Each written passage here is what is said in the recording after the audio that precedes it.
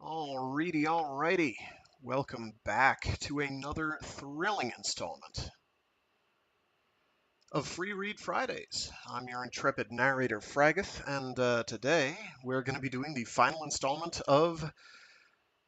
I've used installment several times in the last several sentences. The final portion of Destination: Space Void by Frank Herbert. And this week's cover art is, well, uh, I have no idea what Penguin was up to when they decided this, but they certainly made a choice. Its relevance to the book itself is anybody's guess, really. I can't be sure. I don't know what this cyborg plant man, cyber swamp thing is doing, being harangued by Tron faces, but he is. Poor cyborg swamp thing. You didn't deserve this. I've got a clean version of that I'll be showing off in a couple chapters, and then I've got a third unused, a third cover that I don't think I used yet. How many chapters are there total? So I know. So this will be actually fairly short, I think. Yeah, yeah. Do it in like a chapter, maybe 2 chapters. Yeah. Switch to that, and then a couple chapters from the end. Okay. Anyway, so yeah, baffling cover art decision by Penguin Books there. Um, I don't know. I have nothing intelligent to say about that cover. It makes little sense to me. Um, but it looks neat. So it certainly catches the eye. Um, so previously on, let's see, what did we do previously? Gosh, what didn't we do? Let's see, they're getting closer to building an AI, as ever. Um, they, let's see, some brain chemistry on Prudence's end involving testosterone.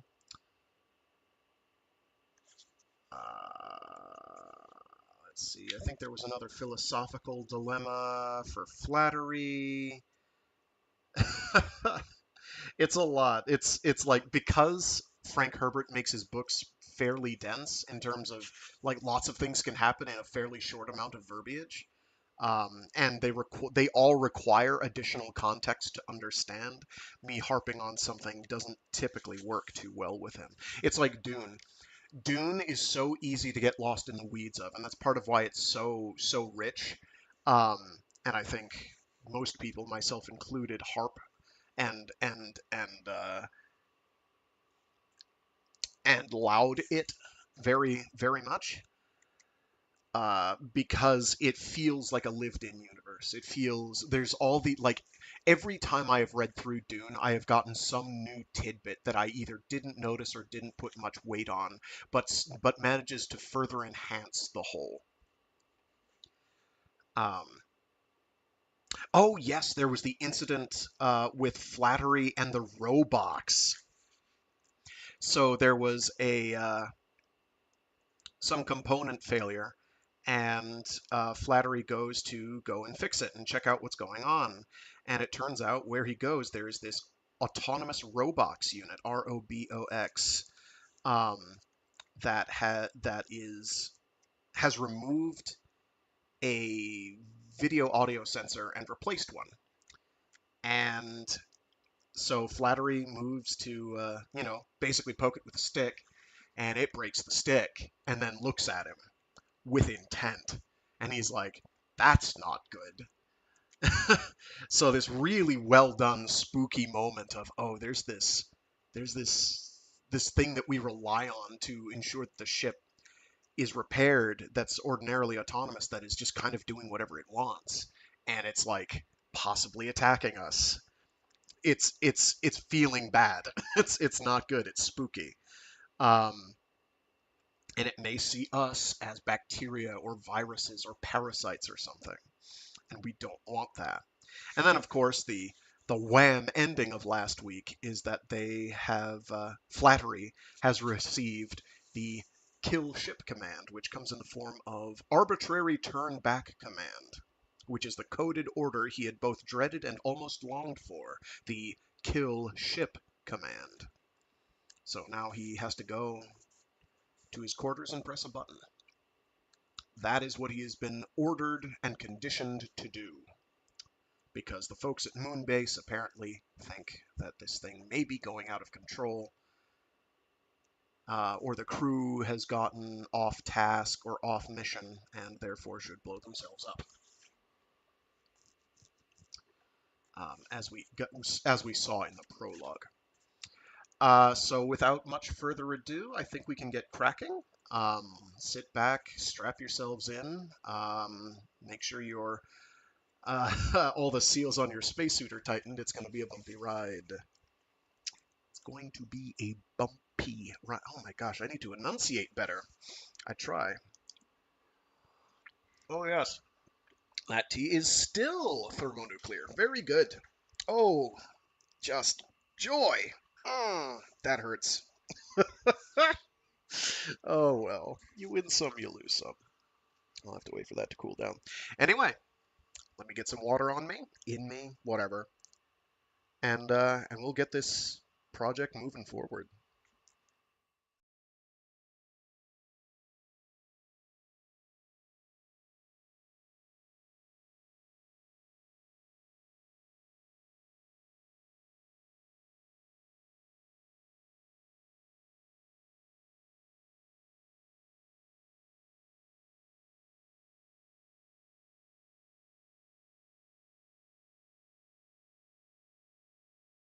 Chapter 27.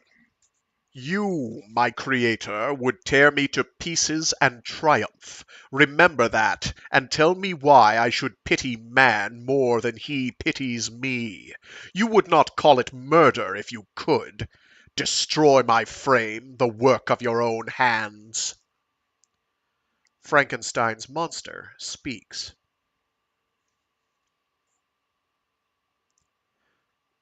While Timberlake worked his way out through the access tubes toward Flattery, Bickle scanned the shop instruments, hunting for a clue to this behavior by the computer system. Every movement of light or dial, every automatic relay adjustment or swing of an instrument needle sent fear through him. The lights were like eyes staring down at him. As much to quiet his own fears as to help Flattery, he began to talk. Raj, have you done anything at all to pose a real threat to the computer system? Quite the contrary. I've attempted to work out the emotional program. To make it care for us? Yes, but I didn't insert any form of program. Prudence intruded. I think anything you do on this ship goes into the computer system. I agree. That was Bickle. Specifically, what did you do? Try to show it that I really care about it. That may be all that's keeping you alive right now, Bickle said. Once more, Bickle scanned the shop panels. Not a clue there. Nothing. Flattery's thoughts kept revolving around that order from Moonbase. Arbitrary turn-back command. It had injected ice water into his veins. Kill ship! Kill ship! It was a refrain chanted in his awareness. A deep hypnotic command, he thought. But he could not find it in himself to disobey. The rational arguments for this safety fuse were too compelling. The fate of all humankind was more important than the fate of one man, or of one ship. Flattery felt his body knotted by frustration. Here he was, out beyond the shields of the Corps. He had been conditioned to accept this order and execute it, sacrificing himself for the protection of the race. At this point, he couldn't muddy his mind with fanaticism. He knew the dangers to the human race from a runaway mechanical consciousness that nobody could. A yell escaped him as something grabbed his leg. "It's me, Raj!" Timberlake's voice. It filled Flattery's helmet phones, but he took a moment to accept the identification emotionally. His heart was still hammering as Timberlake pulled him past the next ring of sensors. The Nemesis Robox increased its speed, maintained a distance of about 3 meters. "Shall I burn it?" Timberlake whispered. "Do nothing hostile," Flattery said. The edge of the hub chamber entered Flattery's field of vision. Timberlake's hand released his ankle. Flattery felt the grating hump as the hatch to the inner lock was opened. "In we go," Timberlake said. He gave Flattery a gentle tug as they drifted down into the hub chamber. A lock stanchion came in front of Flattery, and he grabbed it, feeling the inertial pull as he checked his motion. That following Robox had stopped at the tube exit above them, but its sensor tip remained pointed at them. Timberlake moved in front of him, cutting off the view of the Robox. Flattery backed down through the lock's baffle angle, Timberlake following. The hatch was closed. Timberlake dogged it, turned. Flattery crossed to the other hatch, breathing easier now that they were behind the shields and with a hatch between them and that Robox.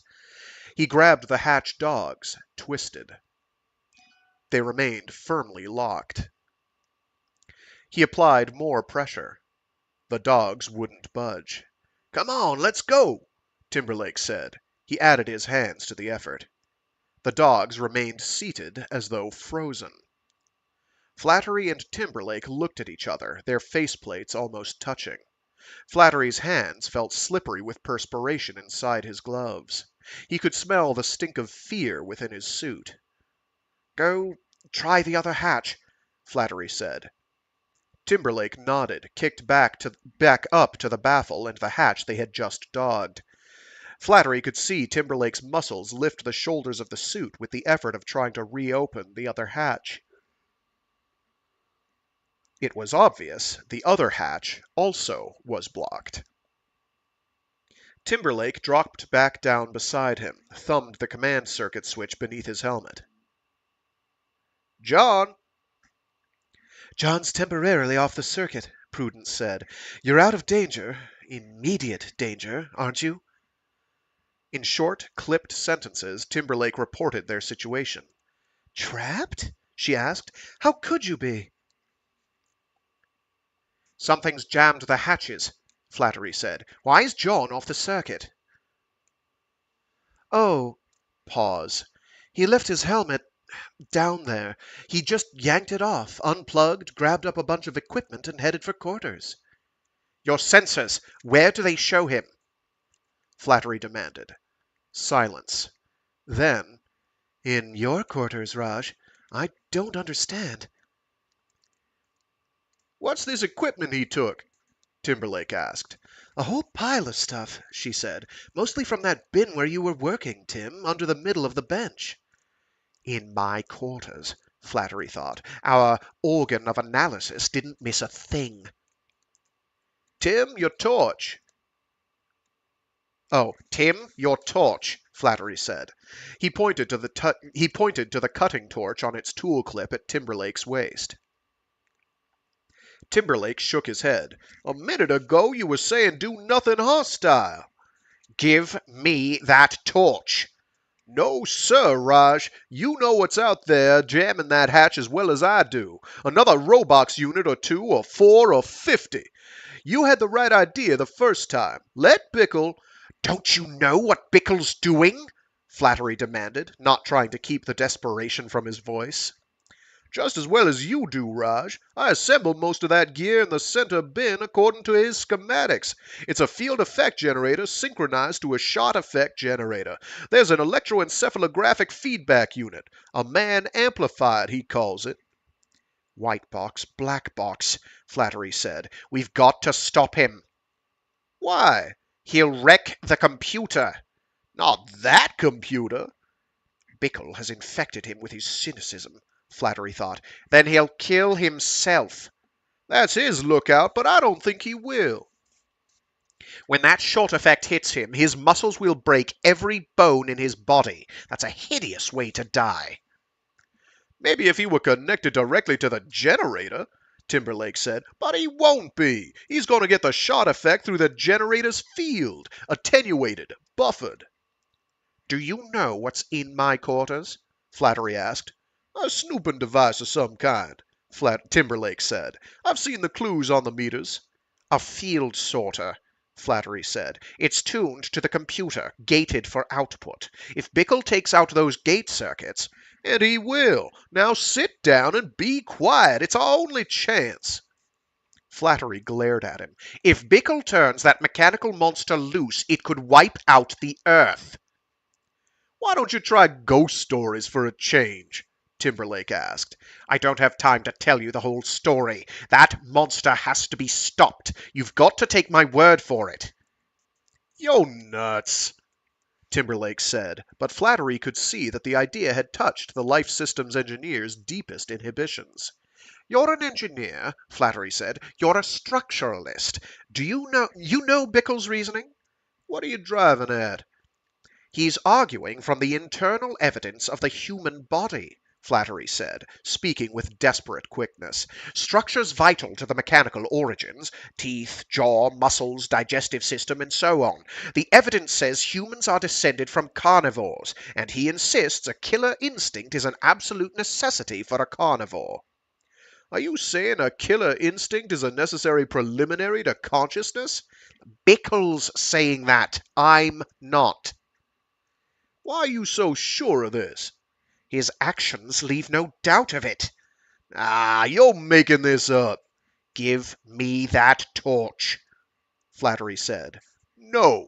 Timberlake shook his head. I'm going to take that torch if I have to kill you to get it, Flattery said. He inched toward Timberlake. Prue, did you hear this madman? Timberlake asked, backing one step. The command net remained silent. Prue? Flattery drew himself up straight, his own words replaying in his mind. If I have to kill you to get it. He felt suddenly that he had been herded into a completely vulnerable corner. Killer instinct, he wondered. Prue! Timberlake called. Then, Raj, snap out of it. Prue isn't answering. Flattery had stepped backward. He felt nausea, extreme chill, a shaking in the calves of his legs and in his shoulders. Half-screened thoughts flitted about on the edge of his awareness.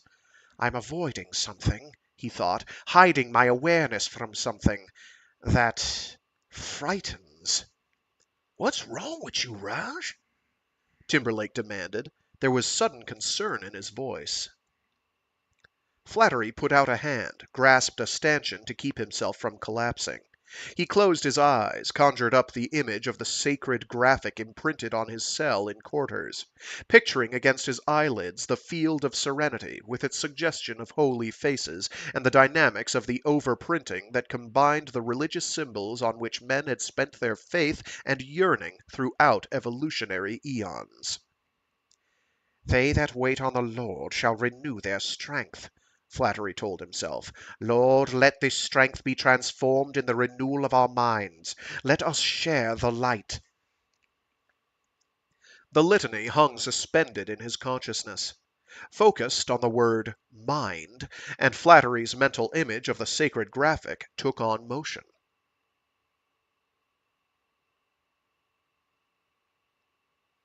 Oh, I see.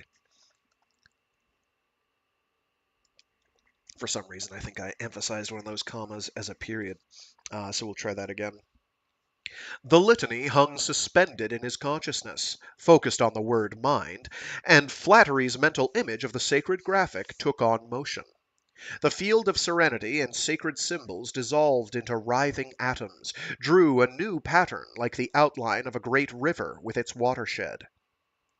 Flattery opened his eyes to find the interior of this metal trap where he stood with Timberlake washed in golden light, glaring yet soft. Timberlake seemed unaware of the light, frozen in some private instant. And Flattery found himself caught by the wonder of that revelation, a great river and its watershed. All men are parts of the total stream, he thought. We are tributaries, and our minds are tributaries, and our most private thoughts. Every pattern in the universe contributes to the whole, some gushing like a freshet, and some no more than a single touch of dew. All structure is an expression of the same law. It was holographic. He saw that. The essential elements of the whole were carried in the smallest part. From the grain of sand you could project the universe. It could very well be the most elemental law of this universe. The law was like a pulsing thread that he could experience but not express, simplicity becoming new complexity, and again a greater simplicity that fragmented into a greater complexity, that produced a greater simplicity. He felt it in the touch of the suit's fabric against his skin, in the awareness of the washed air entering his lungs, in every sensory impression. How clean and unique was this shower of molecules upon his person, and upon this place he occupied in the dancing pattern! "I thank thee, Lord, for this enlightenment," he whispered. And Flattery held himself in this supraliminal awareness, staring now at Timberlake. Timberlake appeared to him somehow dead. He moved, but his eyes behind the faceplate were like holes in skull sockets. Each movement was the stick-like articulation of a skeleton. Remembering Prudence and Bickle, Flattery felt that they shared this deadness, eyes empty of life. Their breasts moved with breathing, but the labored irregularity of that motion contained the same pattern, differing only in degree, as the breathing of a terminal sickness, the breathing of a dying person preserved beyond his time by artificial means. "We're doomed," Flattery thought. "Lord, why didst thou enlighten me only to show me this?" The skeleton-like Timberlake and dead-alive images in his memory filled Flattery with rage. He pulled himself upright against the stanchion, screamed, "You're dead! Zombies! You're already dead! Zombies!" Maybe that's what the cover's all about. As quickly as the rage had come, it fled him, and he felt himself crying softly. The feeling of enlightenment drained away. It had come in the space of 10 heartbeats, and left in the space of a single pulse. The golden light faded, and the plasteel lock that trapped him with Timberlake was only that, a room of 2 solid walls. Too small, its light too cold, and the air his suit provided was too charged with the omnipresent stinks of recycling. "Raj, you've got to control yourself," Timberlake was saying. "But God controls us," Flattery thought, "and God has told me what I must do. He permitted me a religious experience that I might see our doom and, encompassing it, fulfill it."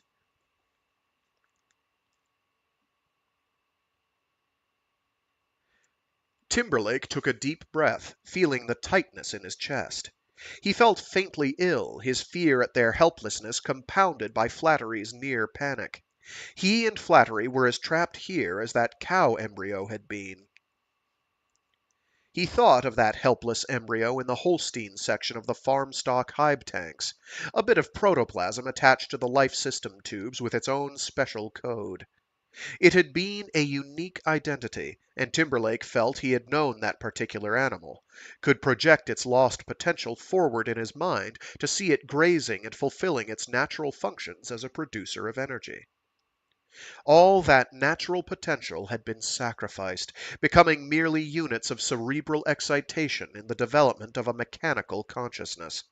Any other function of possibility had been lost in the instant of its deliberate destruction. It had become a thing of the senses, unreal, receding into the past, its atoms dissipated in the time void. There could be nothing private or individual or unique about it from that instant of death onward. Timberlake swallowed.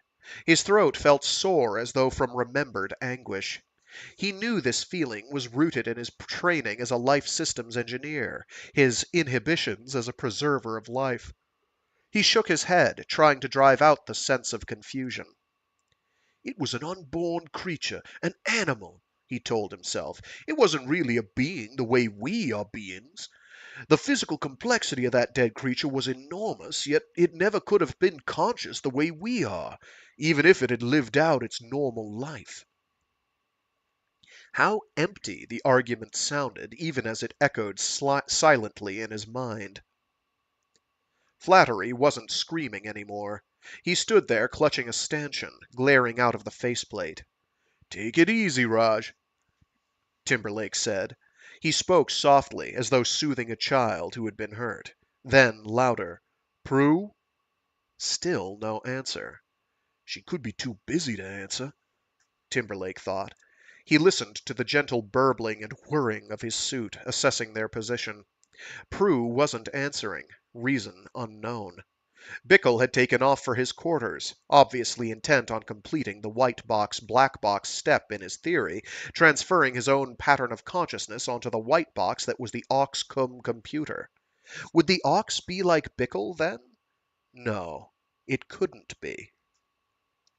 Timberlake felt suddenly that he had passed beyond some major obstacle in understanding his own personal mind-brain-body relationship.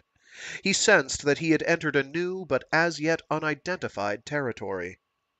He saw that Flattery was almost drained of energy, a result of having been emotionally and physically overtaxed. The man had been through one hell of an experience up there in the tube. As Timberlake watched him, Flattery swayed against the stanchion, said, "Sorry, I threatened you." The rhythms in Flattery's voice fascinated Timberlake. He found himself confronted by an abrupt awareness of how those rhythms blended into other rhythms and proceeded from still other rhythms. He sensed the rhythms of his own life and the compounded Fourier curves that radiated from him and to him. Something Bickle had said while they worked on the ox rose up then in Timberlake's mind. If we give this thing life, we have to remember that life is a constant variable with eccentric behavior. The life we create has to think in the round as well as in a straight line, even if its thinking is derived from patterns on tapes and webs of pseudo-neurons. It was as though consciousness were a valve whose function was to simplify. All the complexities had to flow through it and be reduced to an orderly alignment. Energy flowed into the system at all times. Enormous amounts of energy, sufficient to overload a conventional four-dimensional system. Overload, overload, overload. Down it poured through the valve of consciousness. As the load increased, the valve could deflect it, or expand to receive it. Timberlake felt that he had moved up through enormous layers of fog, layer upon layer upon layer, until he reached a place of clarity and balance. "I am awake," he thought. It was a fear-inspiring thought.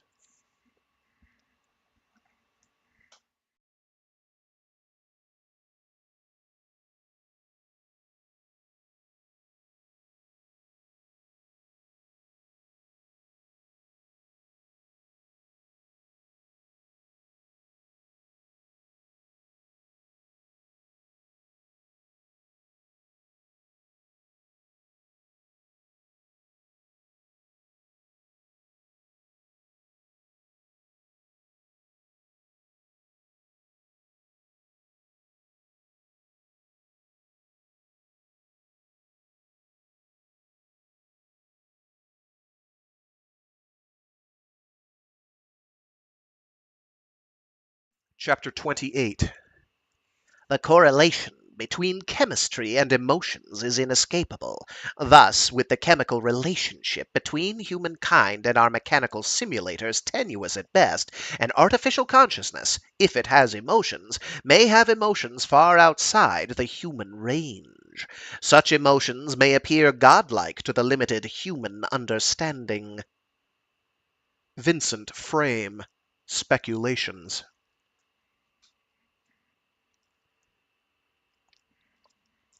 Flattery's personal cubby was enough like his own to give Bickle a sense of familiarity, but sufficiently different to fill him with disquiet. The life system ducts appeared conventional, a breather grid with its cap swung aside and the tube and mask clipped in their racks, the dome of repeater gauges above the action couch. Atmosphere samplers read normal, and the emergency feeder tubes were in place. The sacred graphic imprinted on the bulkhead in front of the couch drew his attention. It was a compelling thing in pastel shades of blue, red, and gold, with a dark and wavy hypnotic overprint suggesting faces out of dreams. Bickle tore his attention from the graphic, studied the room's electronic equipment. The cubby's installations contained a surprise, and Bickle examined it carefully. No doubt about it. The thing like a stiffened net that swung out over the couch from the side bulkhead fed impulses to a weaker but more sophisticated version of the field generator sorter he had designed for the black box white box transfer. He traced the leads, found another surprise. The thing had been gated for one-way operation. It impressed its field reflections onto the cubby's occupant, but nothing of the occupant returned to the ship's system. Bickle absorbed the implications of the device, nodded slowly. Presently he stretched out on the couch, ran a short test on the generator, swinging the controls close, keeping his eyes on the gauges and the half-curve of the net grid, which swung down on its rack to a position about 10 centimeters above his head. It took a few seconds for the generator's field to build up. Then he felt a curious sense of watchfulness, an observing without emotion. It was like a waking dream, and he thought immediately of a reflector, like a mirror in an angle of a hall to reveal people around a hidden corner. A one-way mirror which revealed only that alert watchfulness. He saw at once that this installation gave a sensitized person the mood of the ship's computer. He felt a vague sensation as though his viscera had been exchanged for great baths of mercury, for discs and spools and tapes and paint and print drums, that his nerve ends had been transmitted into thousands of delicate sensors reaching into strange dimensions. But it was yet a dream. The great creature of wires and pseudo-neurons, not fully awake to itself, lay watchful and alert, but with its full potential still held in a reign of somnolence. The mood changed. Slowly, Bickle felt the field gear itself to his reflexes. He felt it arming him with a total involvement program as though drawing a bow to its full capacity, marshalling his energies and throwing them suddenly into an afferent loop. With a semi-detached feeling of shock, Bickle saw his own right hand slam out and open a panel concealed by the lines of the religious graphic on Flattery's bulkhead. Behind the panel lay a trigger, red and ominous. Bickle found himself barely able to withhold his hand from that trigger. He slapped his left hand against the cutoff switch beside the couch, felt the generator's field wind down to silence.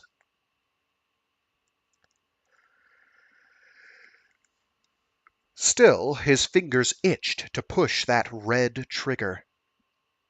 He realized then how deeply Project had infected this ship with self-destruction failsafe devices. He had been conditioned for the job, and doubtless all the other crew members too. Then how could I resist the conditioning? He wondered. The implications filtered slowly through his awareness, and he saw that he had been existing for days on a threshold above his reflexes, poised and waiting for something. Bickle stared at the red switch. That was the ship killer to which all of them had been wedded. Palms slowly wet with perspiration, Bickle eased himself off the couch, closed the false panel over the switch, began altering Flattery's field generator installation. The gate circuits showed up immediately on the color-coded sheaths. Bickle ripped them out, jacked in his own amplifier, began installing the black box. So between black box, white box, there's like a double or triple hyphen. And so sometimes I'm like, oh, clearly that's a line break. It's not. Or a pause break. It's not. It's black box, white box. Bickle ripped them out, jacked in his own amplifier, began installing the black box, white box circuitry. The work went rapidly. Clip in, test. Clip in, test. Now he took the constant energy source, a single plastic-sealed block, air-bearing motors and spools, edge-coded tapes with Mobius twists for continuous loop operation, a single output through an Eng multiplier. He checked it, saw the strong, eccentric pulse on the meter, plugged it into the circuitry. It was done. Ready. A deep sense of loneliness washed through Bickle then. He returned to the couch, stretched out on it, opened the command circuit transmitter, left the receiver dead. "Now hear this," he said, thinking how his voice would roll out of the vocoders and shock the others to silence. "I'll be starting the white box interchange in just a few seconds.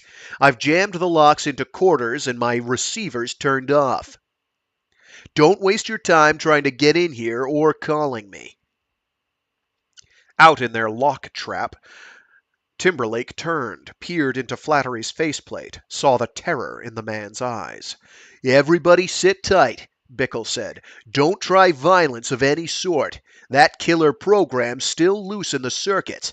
The reason I decided to go ahead with this—" He paused, swallowed. "Tim, I'm sorry, but I've got no response from 2 hype tank units. I think it may have killed 2 people the way it did the embryo. It's searching, experimenting, curious, like a monkey." In the lock, Timberlake experienced a shortening of breath, felt himself sinking back through layers of fog. There was a sensation like hunger in his stomach. 2 hibernating people killed. Oh, God. In his position beside Timberlake, Flattery clutched a stanchion, asked himself, "Where is Prue?" He thought of the ship hurtling onward with no one at the big board. Prue, a lifeless mass of protoplasm drifting somewhere in the control room. He closed his eyes, thinking, But I'm the ship's prime target. If it kills now, it'll kill me, to protect itself." He opened his eyes, stared around the metal walls of their trap. No way out. "We've turned on the terrible genie," he thought, "and we may not be able to turn it off." Then, where is Prue? Bickle cleared his throat. "Use extreme care until I've removed the killer program. Anything in the ship could be a murder instrument, do you understand? The air we breathe, the reclamation systems, Robox units, any sharp edge with poison on it, anything." He depressed the first action switch, said, "Countdown for field buildup starts in 30 seconds. Wish me luck." And Flattery thought, he's committing suicide. A useless gesture. Bickle watched the curve of gauges overhead. They registered power in the circuits, vocoder on and pulsing. A faint hum issued from the vocoder. It gave a sudden static burp. Needles slammed against pins on the monitor dials. "I am the sorcerer's apprentice," he thought. A rasping came from the vocoder now. Slowly it resolved itself into a guttural, almost unintelligible voice. "To kill," it said. Bickle studied the meters, saw the demand drain in the computer, pulse action in the aux circuits. It was the computer speaking on its own. To kill, It repeated, speaking more clearly this time. to negate energy, dissolution of systems using energy in any form, symbolic approximations, non-mathematical. Bickle activated a diagnostic circuit, read the meters. No energy in the command communications circuits, a pulse in the aux, low energy drain to the computer. To kill. He stared at his board, thinking.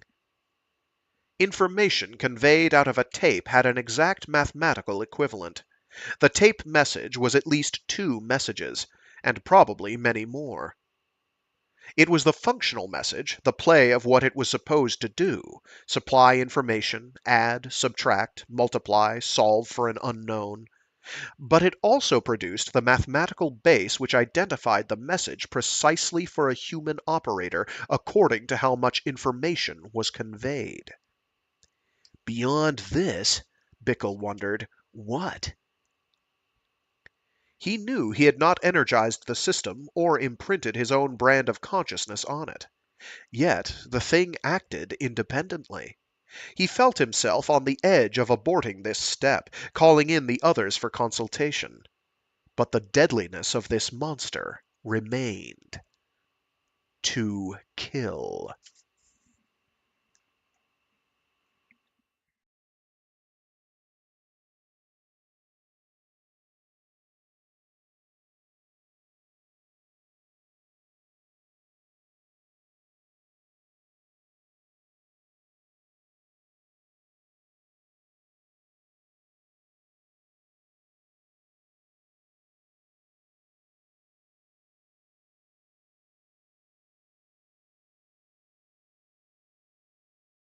Chapter 29. The task of his destruction was mine, but I have failed. Victor Frankenstein's Lament. A deep sense of stirring could be felt in the ship.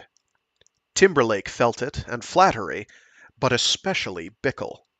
It was like a sleeper turning over in his hammock, the supportive lines twisting, stretching, molecules displaced. To kill, Bickle thought. Whatever had stirred within the ship, it already knew this verb. Did it feel guilt at how it had learned? Did it feel guilt at how it had learned? Tim and Raj had not yet been subjected to this violent educational process. To kill. The red button was still there behind its wall panel. Is Flattery's duty my duty? Was it already too late for such concerns? The field generator, which he had reworked for his purposes, remained a magnet for Bickle's attention. He looked at the controls to the generator, the switch. If I blow the ship, I'll never know whether it would have worked. Some other Bickle, a clone of a clone of a clone, might have to sit here confronted by this same indecision. It's my choice. Before he could change his mind, Bickle depressed the action switch on the reworked field generator. He felt it building up around him, making his skin crawl. Every hair follicle tingled. His eyes watered and the backs of his hands trembled. He felt suspended in a basket of energy. Something was fishing for him, casting out with a net, dangling hooked lines at him. He knew this for the symbol juggling it had to be, the mind trying to box a new experience with known symbols. One of the nets caught him. The shot effect burst struck with an infinity of sparks. It was like an electric shock, pungent with reality. He felt himself bound up in looped spirals, being towed with an undulating rhythm. His entire sensorium had become a worm being towed through a net. No, through holes and tubes and burrows. He felt that valves opened for him and closed behind him. It was like traveling through the ship's interior access tubes.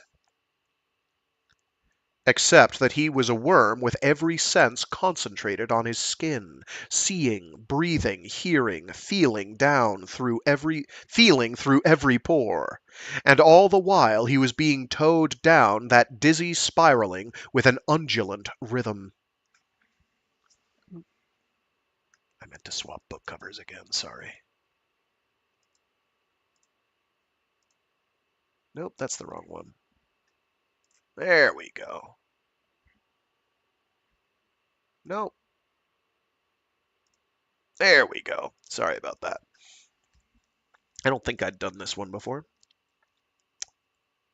Labels began flashing against that sensitized skin, and he saw them with a billion eyes.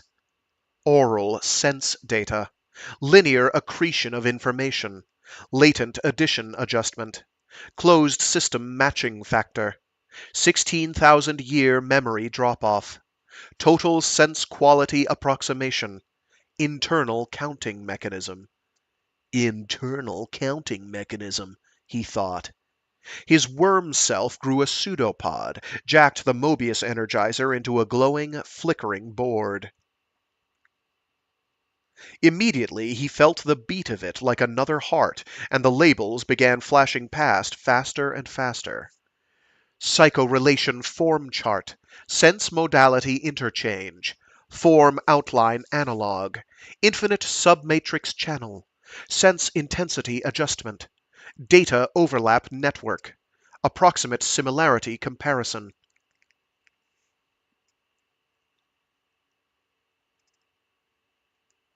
The whole pattern of labels and valves began to make an odd kind of sense to him, a coherence within coherence, like a dream that had to be interpreted as a whole. Interpreted as a whole.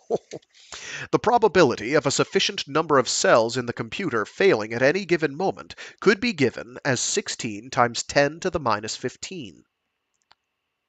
To the minus 15th. The fact loomed in his awareness. 16,000-year memory drop-off. The system in which he found himself was such that it had a probability of losing 1 bit out of every 16,000 memories through system malfunction. But classification memory in this context meant a partial bit, not an entire incident. Is this system the computer, or is it me? He wondered. You! The sound slammed against every pore of his sensitized skin, and he momentarily blanked out. As he floated back, something whispered, Synergy. It was a cool bath of sound against his worm self. Synergy, Bickle thought. Cooperation in work. Synergy. Coordination. Human consciousness, something whispered. Definition too broad.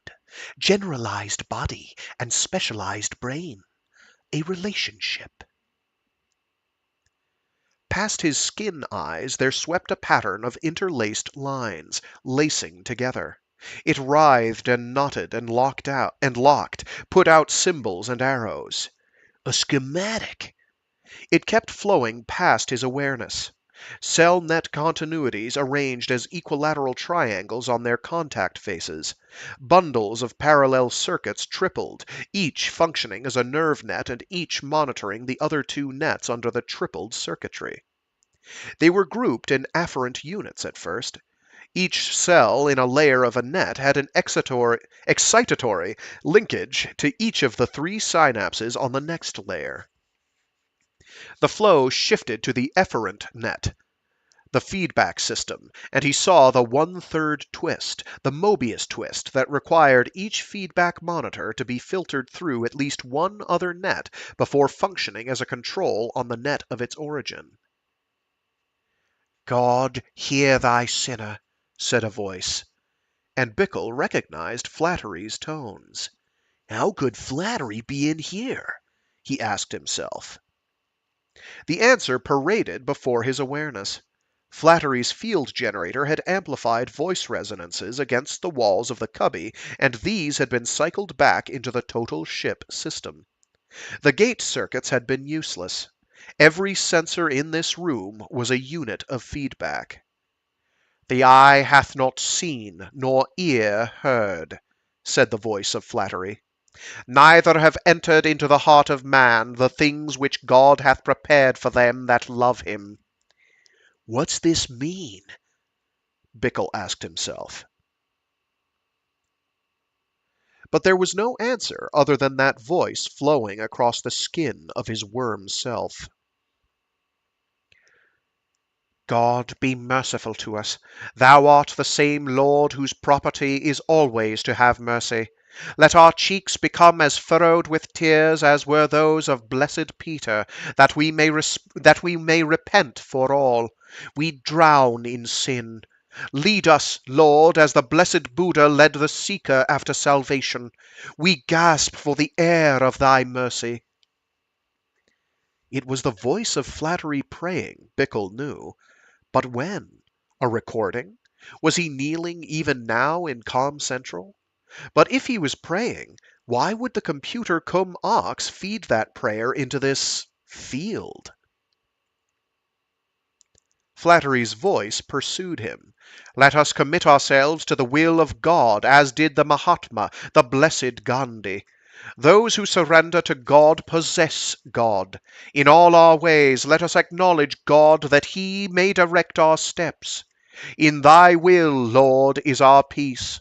Let us not squander ourselves in sin, but let us instead rise up and do thy will." Bickle felt himself being pushed, then, herded, compressed. He became a single sensor, a vid-eye looking down into Calm Central. All the action couches were empty, and Prudence lay sprawled across the deck, one arm stretched out toward the hatch to quarters.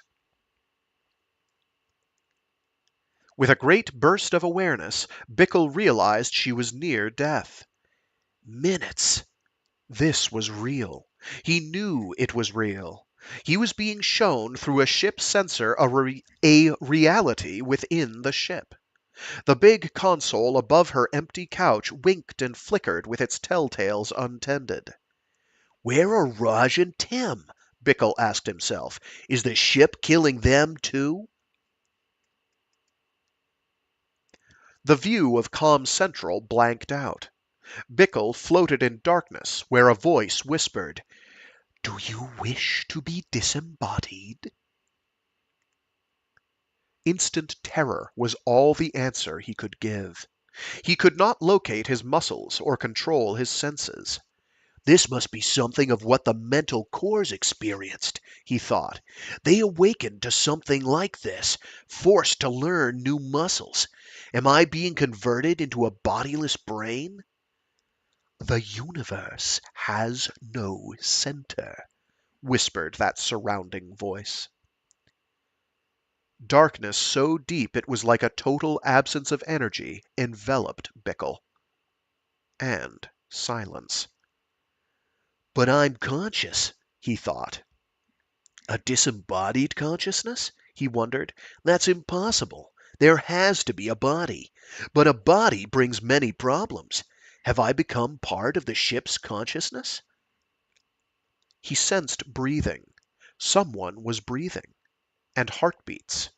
And muscle tensions. Infinite numbers of pinpricks on countless nerve ends. A bright pulse of light, painfully bright. A diaphanous sensation of reality seeped through his awareness. The sensation lacked a harsh, direct contact with sensors. It was as smooth as flowing oil now. A complete globe of olfactory sensations, sharp and immediate, spread through this oil, displacing it. The sensation penetrated space and time. He recoiled from it. Now an oral sensory globe attacked his awareness, demanding, shrilling. He could distinguish tiny creakings of displaced metallic particles. I'm hearing as the ship hears, feeling as the ship feels, he realized. Has it taken my brain?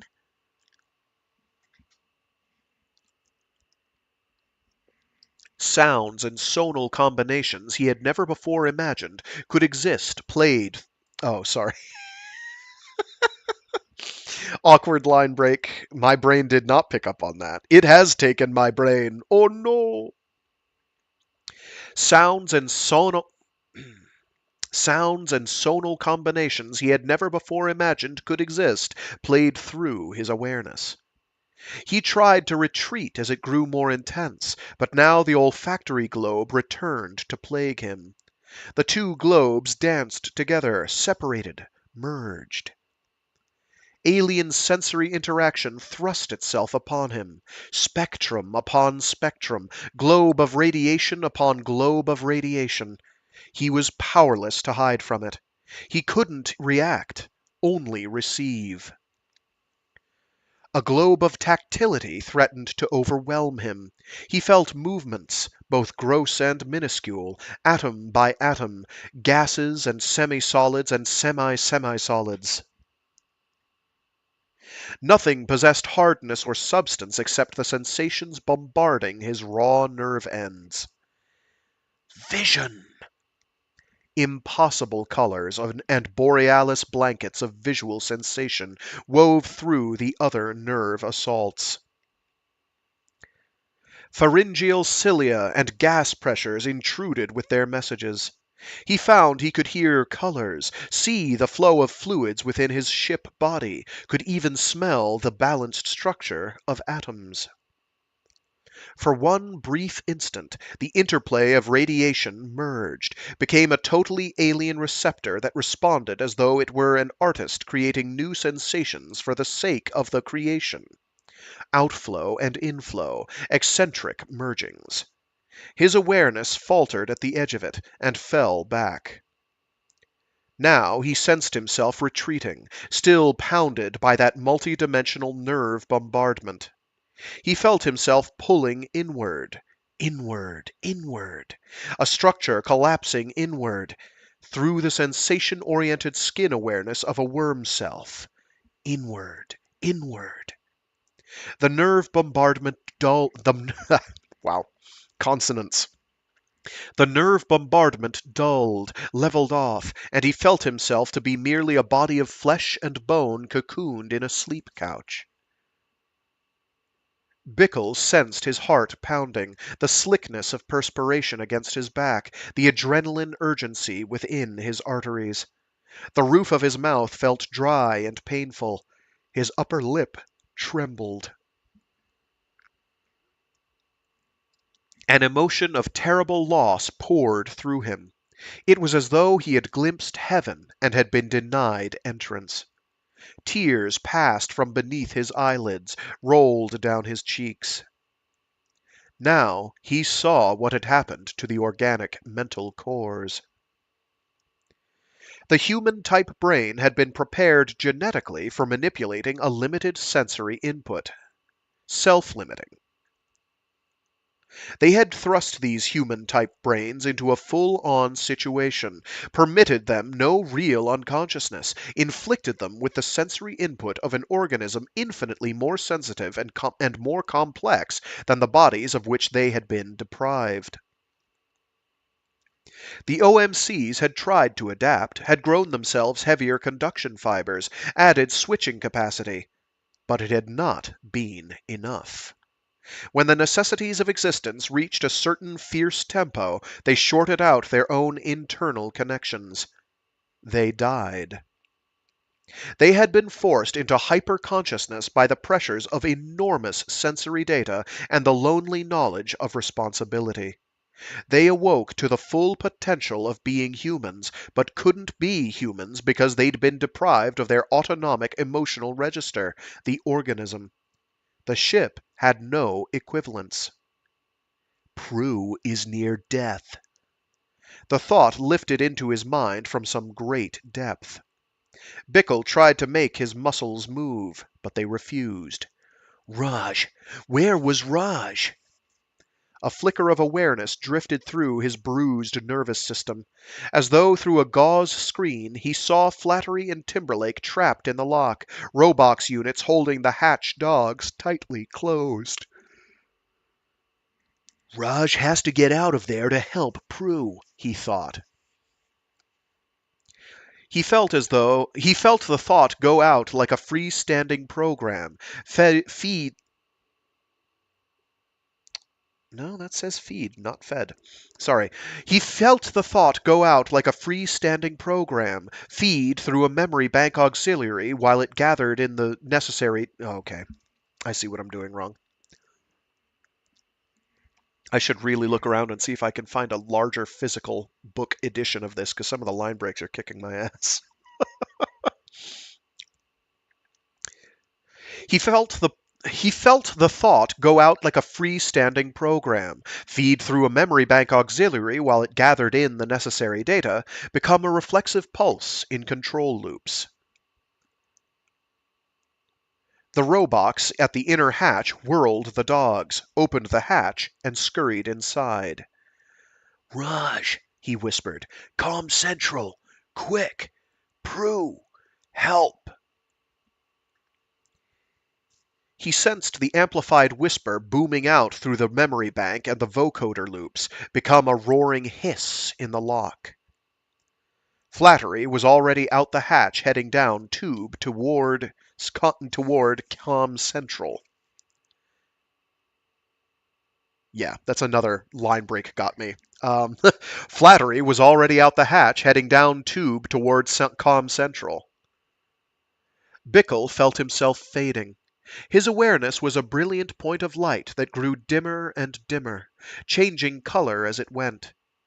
It started almost violet, somewhere around 4,000 angstrom units, and traced a continuous wave shift until it flickered out at the red end. In the instant before unconsciousness, Bickle wondered if he could be dying, and he thought, red shift. Awareness fades like the red shift.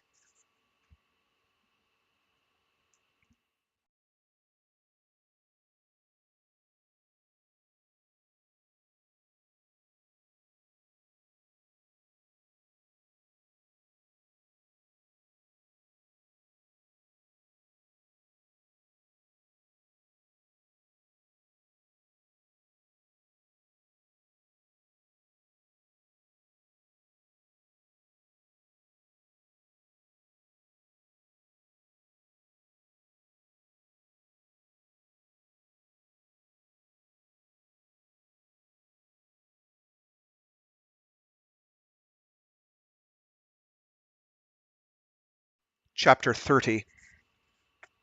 Anthropomorphic assumptions have tended to lead humankind far astray. The universe does not work by our rules. Raja Lawn Flattery. The Book of Ship. Somewhere in his own consciousness, Flattery felt, an accumulation of answer bits had poured out of their storage circuits, fed into an analyzer punched for decode, and produced a terrible answer. The ship had to be destroyed, and all its occupants with it. As the lock hatch swung open, that one thought dominated him. He hurled himself through the hatchway and down the tube. The distance illusion that made the tube seem to contract ahead of him filled him with a sensation that he must be growing smaller and smaller to pass through it. The thought intruded on him, and he forced it aside.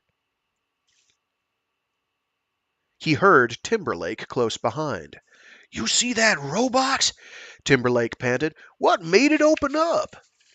Flattery sped on without answering. "That voice," Timberlake said. "Was that Bickle, that voice? It sounded like Bickle." They were at the Y branch leading down to Comm Central now, then at the hatch. Flattery opened it, slipped through. His mind raced. Kill the ship, now. Destroy this wild genie they had created. Timberlake mustn't suspect and try to stop him. And Bickle was in quarters where he could block off that red trigger. But there was another trigger. I must act normal. Flattery thought. I must wait my moment. Tim could stop me. Prudence lay on the deck halfway between hatch and couch. Flattery knelt beside her, becoming totally physician for the necessities of this moment. Pulse thin, ragged. Lips cyanotic. Liver spots at her neck where it showed within the edge of the helmet seal. He loosed the hinged helmet from the back of her neck, pressed a hand there. Skin clammy. Did she think she was fooling me? He wondered. She went off the AS and was experimenting on her own body. Medical stores showed a gradual depletion of serotonin and adrenaline fractions.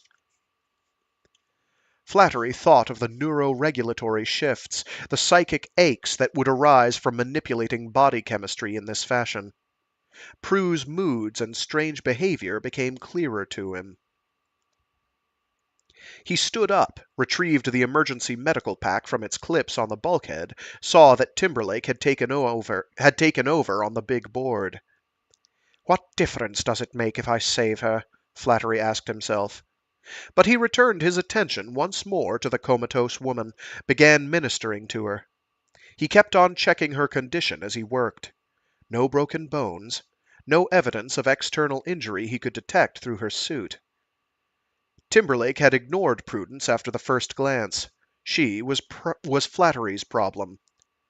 He had darted across to his action couch, sniffed the big board. I think that's supposed to be shifted. It's definitely an N.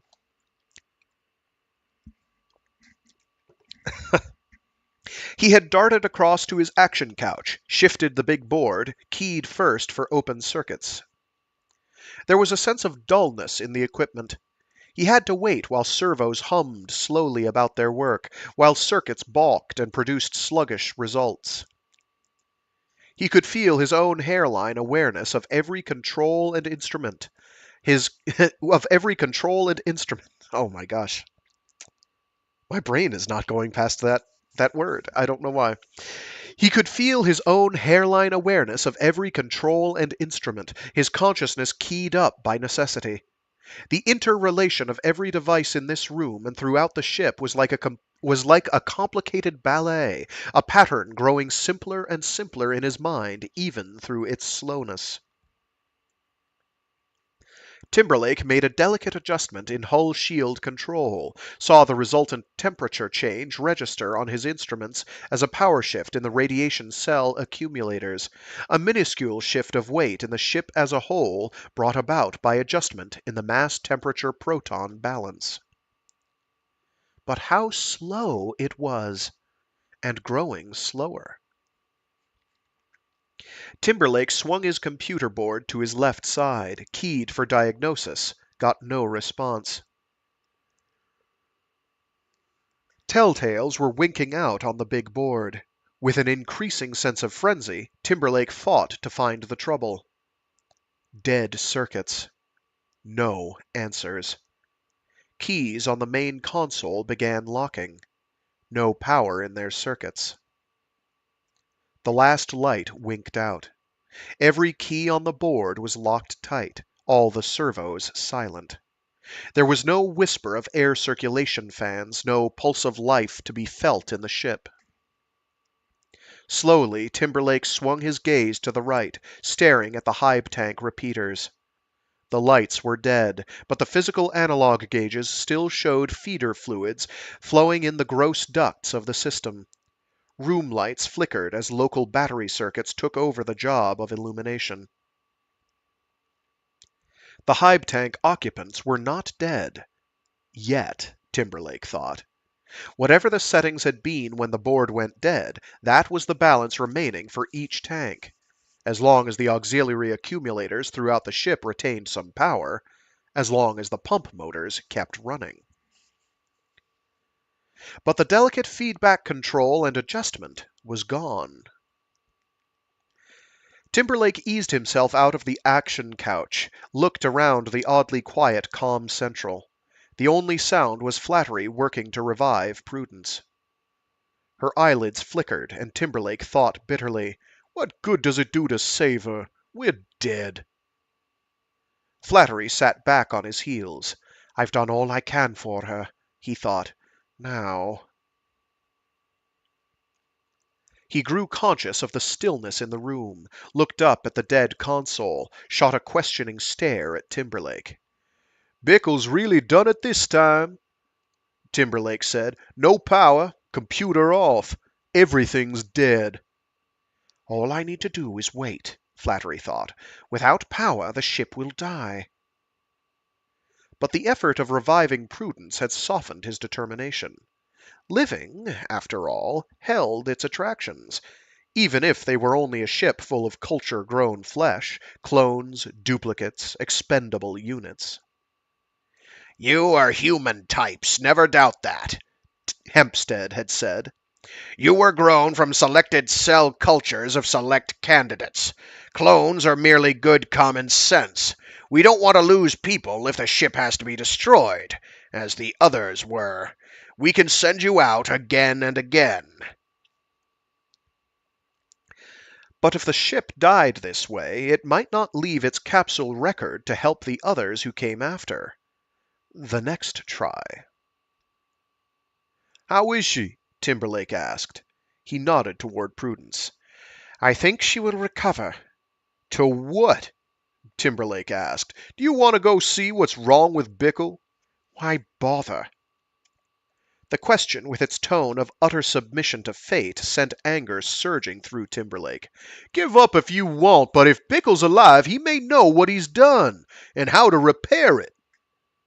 He pushed himself away from the couch, headed for the hatch to quarters. "Wait," Flattery said. Timberlake's rejection had stung him, and he found this surprising. "Have I acquired a new taste for living?" Flattery wondered. "God, what is thy will?" "You keep an eye on Prue," Flattery said. "It was chemical shock. She should stay quiet and warm. I have her suit heaters turned up. Leave them that." He broke off as the hatch from quarters slowly opened. Bickle stumbled through it, would have fallen had he not caught a stanchion.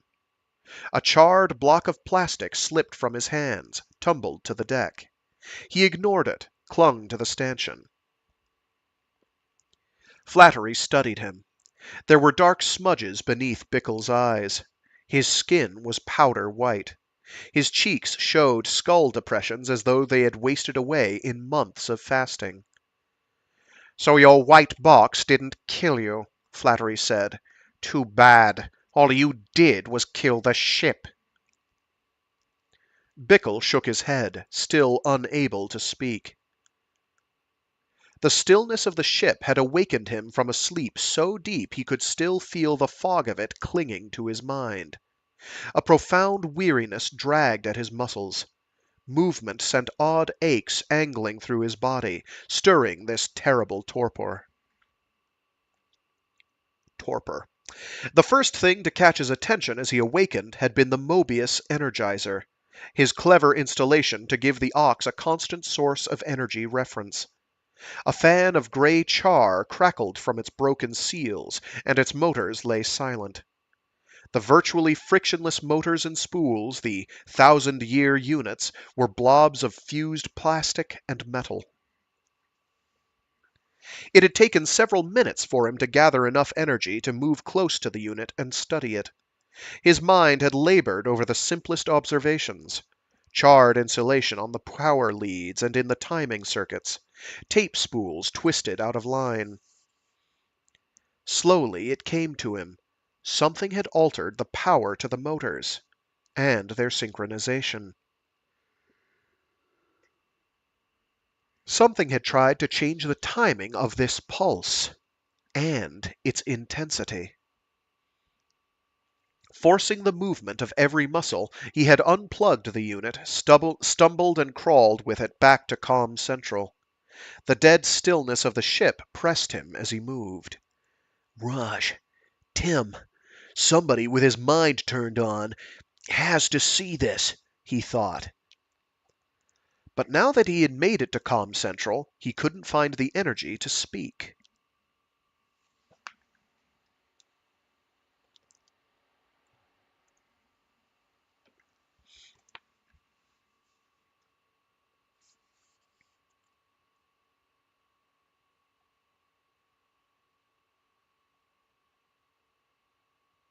Timberlake recovered the fused energizer unit from the deck, studied it.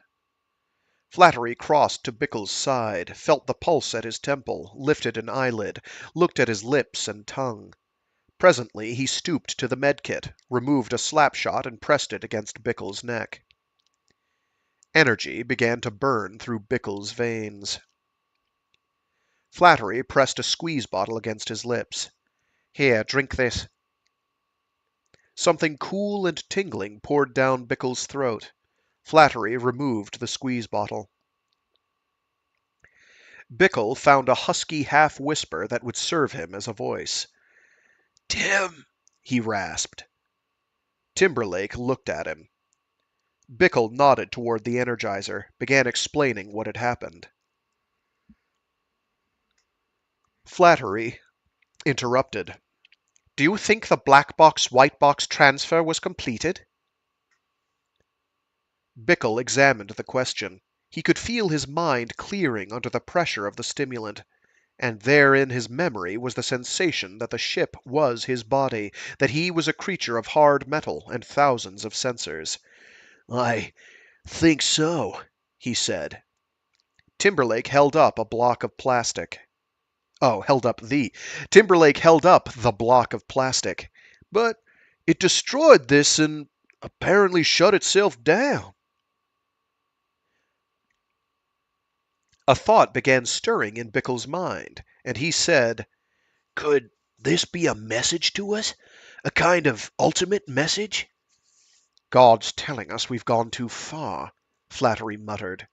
"No!" Bickle snapped. "The Ark's telling us something." "What?" Timberlake asked. Bickle tried to wet his lips with his tongue. His mouth felt so dry. His lips ached.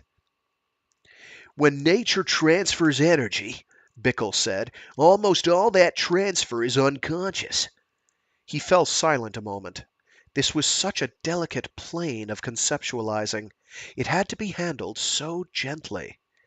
"But most of the energy transfers for all the enormous amount of data in the Ark's computer is routed through master programs. And total consciousness would turn all of them on, force the system as a whole to suppress some while letting others through. It'd be like riding herd on billions of wild animals."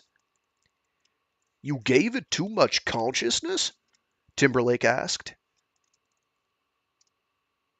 Bickle looked at the transceiver panel of the accept and translate system. That's what AAT stands for, is accept and translate. I forgot! Bickle looked at the transceiver panel of the accept and translate system beside his own action couch. Timberlake turned, followed the direction of Bickle's stare. Prudence stirred and moaned. Flattery bent to her. But Timberlake ignored them, beginning to see the direction of Bickle's thoughts. The ship was dying, but here was hope. "All the master programs dealing with translation of symbols are monitored through feedback loops linked to the AAT," Timberlake said. "Symbols." "Remember," Bickle said, "that impulses going out from the human central nervous system have had additional integration/modulation factor added to them. Synergy. An unconscious energy transfer." Flattery, kneeling beside Prudence, wondered why he could bring only part of his awareness to bear on ministering to her. The conversation between Timberlake and Bickle electrified him. Something was added to the impulses going out from the central nervous system. The thought boiled in Flattery's mind, and he had to force his attention onto Prudence, pressing a stimulant shot against her neck. An addition. Gestalt addition. To be addable,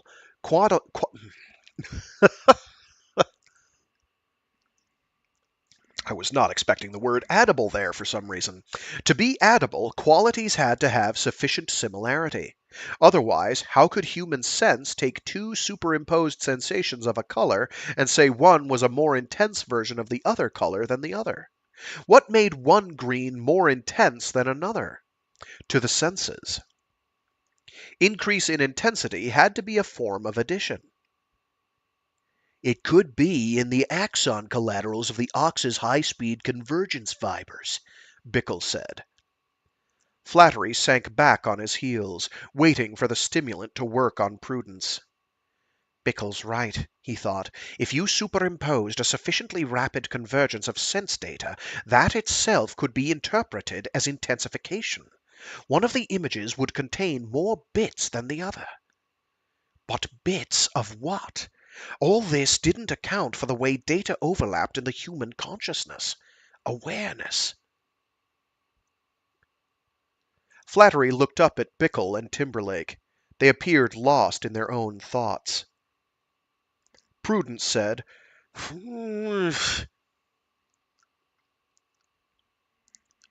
No, seriously, that's what she says. FMMMSH, period. Me too, Prudence. Me too. That's me most mornings. Almost automatically. Actually, that says automically.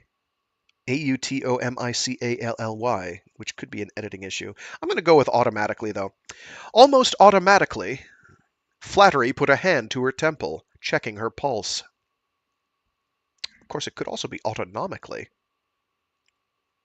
Either way, it's missing letters. Anyway, editing. It's fun. It's hard. When you've got 300 odd pages and, I don't know, thousands of words, you're bound to miss one or two. Sorry. Prudence said, almost automatically, autonomically, I like that better now. Almost autonomically, Flattery put a hand to her temple, checking her pulse. When I search my memory, Flattery thought, I find data separated against a background. Whatever that background is, consciousness operates against it. That background is what gives consciousness its size and reference, its dimension. The ox's sense organs were modeled on ours, but with a wider range, Timberlake said. Bickle nodded. The differences, he said. And he remembered the nightmare quality of those superimposed and merging globes of radiation. How about all that contact with the hibernating humans and livestock in the tanks? Timberlake asked. Has any woman ever carried that many children in just that way? If consciousness results from combining sensations, Bickle said. Of course it does, Timberlake said. Very likely, Bickle said, and it can receive and discriminate across the entire radiation spectrum. You can't say it hears or sees or smells or feels. Those are just different forms of radiation. And the combinations could produce strange sense qualities, ones we can't even visualize, Timberlake said. They do, Bickle whispered, remembering. But it's dead, Flattery said. It refused to live. He looked up at them while still keeping a check on Prudence's return to consciousness. It's not like it's human, though, Bickle said. If we can find the answer, why it turned itself off, why it sent us this message. You'd turn it back on? Flattery asked. Wouldn't you? Timberlake demanded. Are you forgetting how it turned vicious? Flattery asked. You were there with me, trapped. We're playing a kind of blind man's bluff, Bickle thought. We know something's out there, something useful and something dangerous. We grope for it and try to grasp it and describe it, but Raj is right. We don't know if what we get will be the useful thing or the monster, the tool or the golem. But it'll go beyond our consciousness, beyond our abilities, Timberlake said. Exactly, Flattery said. It contains an infinite progression of shades of consciousness, all within that new form of awareness, Bickle said. We've built a kind of ultimate alien here. Raj's question is as good as yours. Should we turn it on? Can we turn it on? Prudence reached up, groping, pushed Flattery's hand away from her head. She tried to sit up. Flattery helped her. Easy now, he said. She put her hand to her throat. How sore her throat felt. She had been absorbing the conversation around her for several minutes, remembering. She remembered there had been a train of thought, frantic efforts to raise Bickle on the intercom and communicate with him. She remembered the effort and the urgency, but the precise reason for abandoning her post and rushing off to try to tell Bickle eluded her.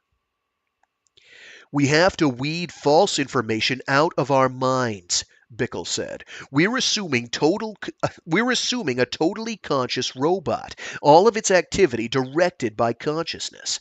That cannot be, unless every action is monitored simultaneously. His words aroused a vague sense of anger in Prudence.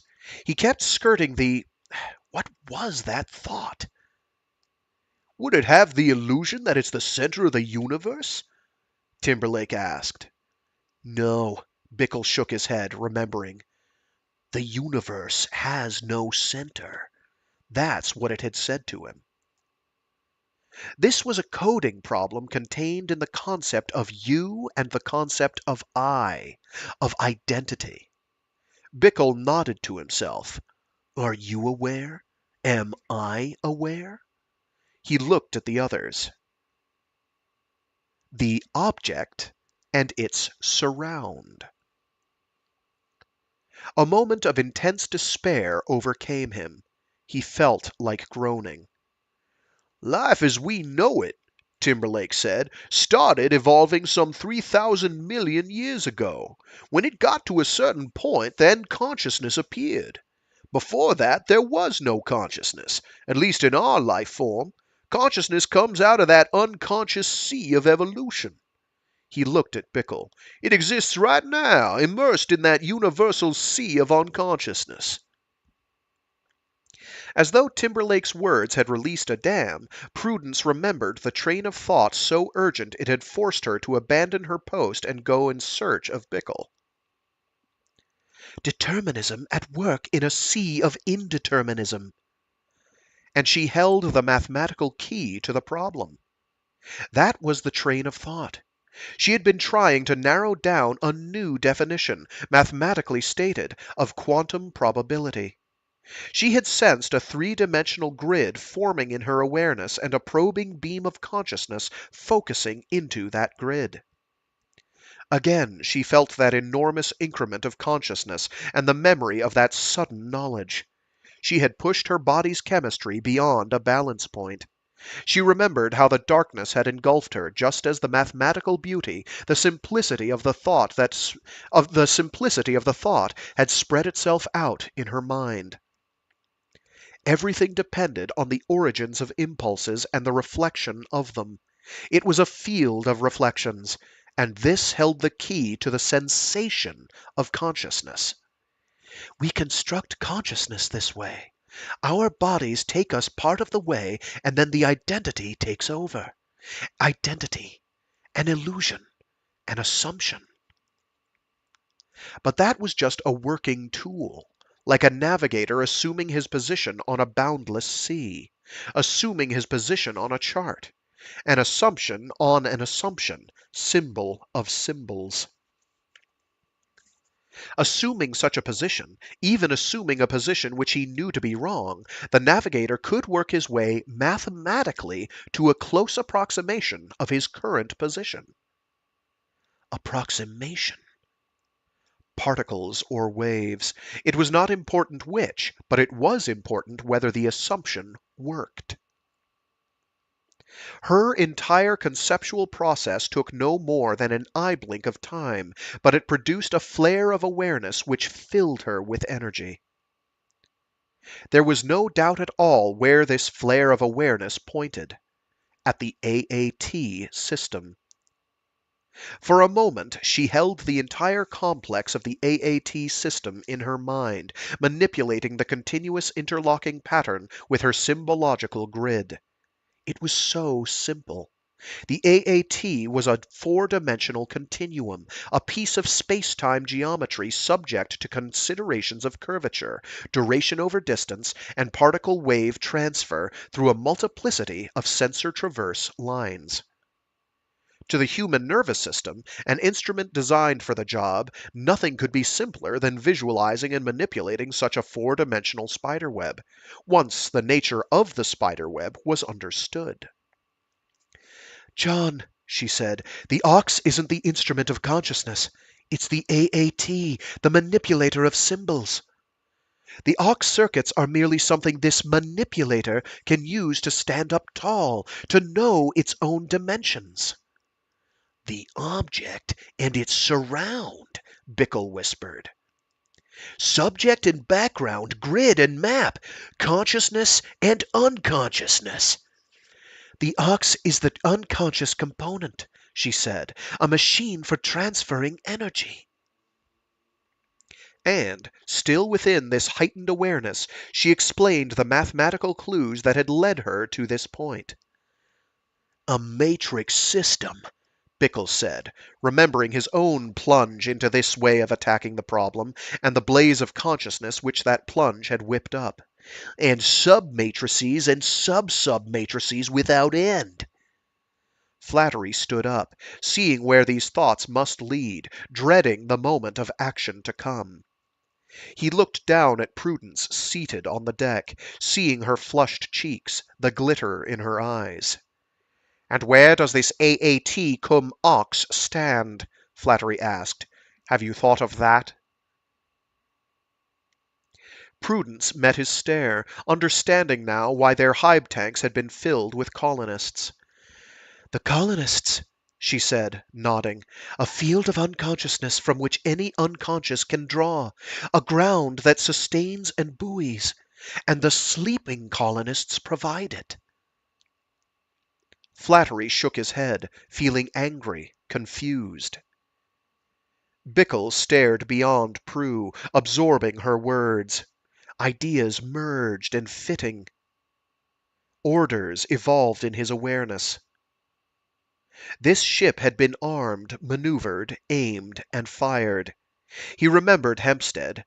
Gnome face, wise, eyes glittering, and that compelling voice saying, "What matters most is the search itself. This is more important than the searchers. Consciousness must dream. It must have a dreaming ground. And, dreaming, must invoke ever new dreams." "Knowledge is pitiless," Bickle said. Prudence ignored him, keeping her attention on Flattery, aware of the psychiatrist chaplain's confusion. Aware of the psychiatrist chaplain's confusion.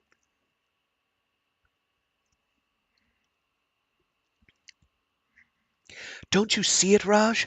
To separate subject from object, there has to be a background of some kind. You have to be able to see it against something.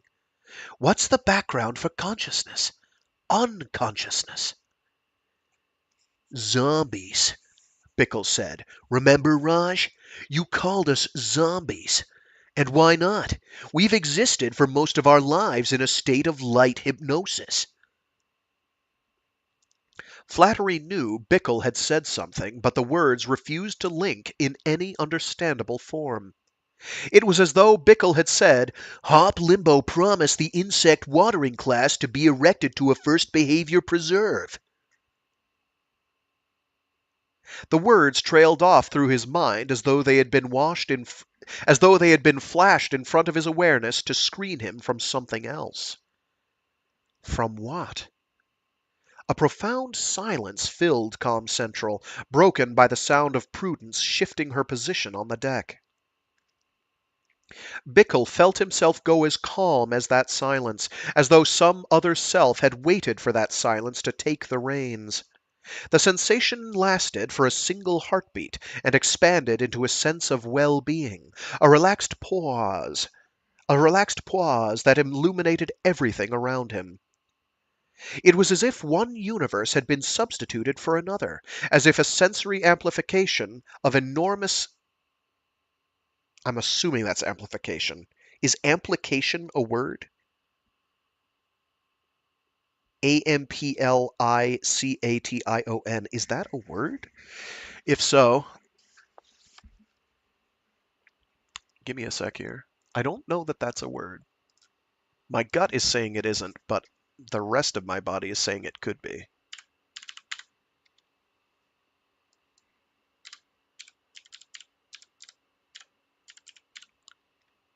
No, maybe. It's a brand name for a flexible open source platform for .NET and Node.js app development. Okay, no. So it's amplification. And good God, what a cluster F indeed.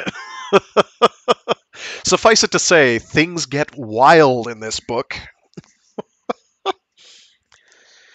Where were we? Yes.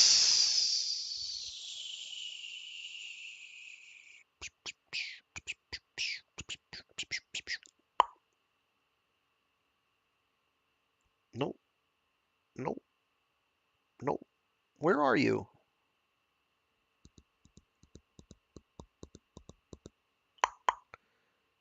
No, seriously, where are we? Yes, here we go. Bickle felt himself go as calm as that silence, as though some other self had waited for that silence to take the reins.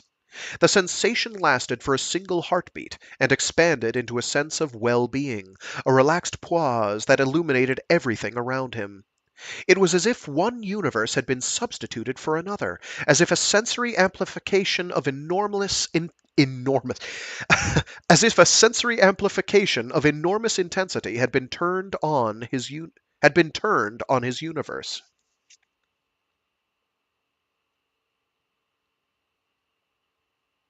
That sentence doesn't work for me, but it's okay. He saw the stark unconsciousness in Flattery's face, in Timberlake's, and the semi-consciousness of Prudence. Zombies, he thought. Raj, you called us zombies, Bickle repeated. If we were lightly hypnotized, we'd appear partially dead to someone in a higher state of consciousness. Do you have to mumble? Timberlake demanded. Flattery glared at Bickle. He felt that the man was using real words and that communication was intended, but all the meanings slipped and slithered through his mind without making connection. Tell me about it, Flattery. Tell me about it. There's big chunks of this book that feel that way. Prudence felt Bickle's words lifting her.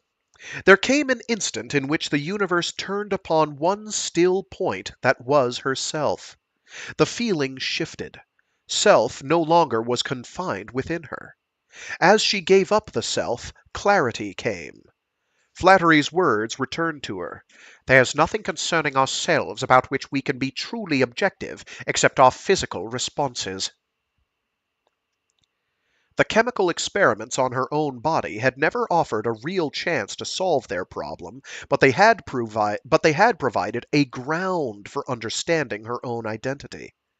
The hope of more had been illusory, because the experiments could not be conducted simultaneously on every occupant of the tin egg, their isolated world. We share unconsciousness, she thought. And she realized this must be the true reason the hive tanks were filled with sleeping humans. Somewhere along the line, Project had seen that necessity. The umbilicus crew had to have a minimal ground of shared unconsciousness upon which to stand. They had to have a reference point. A tiny island in the vast dark which they could share with whatever they might produce out of their neuron fibers and Eng multipliers. They'd needed a ground upon which to stand before they could reach up tall. The mirror cannot reflect itself, she thought. Hypnotized, Bickle said. We accept it as normal because it's virtually the only form of consciousness we've ever seen. You've watched the Earth video. You would have expected an idiot. You wouldn't expect an idiot to be fooled by the commercials, but that rhythmic hammering, that repetition.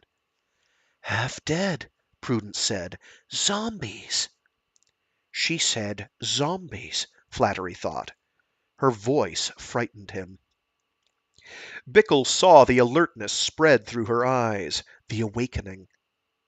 We should have thought of that. We should have thought of the AAT when the thing came alive during reception from UMB, Bickle said. You see what has to be done? Prudence said. The Energizer. Prudence asked. The Energizer. Stimulator, Bickle said. Stimulator, she said. It has to be part of the AAT's input. Slack lines, Bickle said. You can't hold the reins too tightly because the signals have multiple functions. They need room to spread. Timberlake looked from one to the other. He felt a sense of dullness lifting from his mind. Slack lines, sensory modules, symbols. Timberlake's memory shot back to their conversation about the Energizer. All the master programs dealing with translation of symbols are monitored through feedback loops linked to the AAT. He heard his own voice replaying in his mind. Symbols. The whole form of their problem arrayed itself in Timberlake's memory with the sudden force of something thrown at him. Problem and solution set themselves up as a physical arrangement, and he saw the nerve nets they had built all arrayed as a series of triangular faces with a Mobius twist. Mobius twist. Prisms of cell triangles interlaced and marching with their energy flows through infinite dimensions, forming sense data and memory images outside conventional space, storing bits and altering relationships in limitless dimensional extensions. Why am I having such difficulty with some of these sentences when I could wrap off encephalographic things like they were nothing? I don't know. I don't know. What separates the men from the boys, I'm telling you, is reading along all fine and dandy, hum-de-dum, and then getting slapped around with the encephalographic word and being like, oh, can your brain automatically just translate that into speech without spelling out the syllables? With a line break in the middle, by the way, because these are short lines. Anyway, sorry. Let's try that. I was about to say sentence, but it's really the paragraph. Or rather, I was about to say paragraph, but it's really the sentence. Problem and solution set themselves up as a physical arrangement, and he saw the nerve nets they had built all arrayed as a series of triangular faces with a Mobius twist.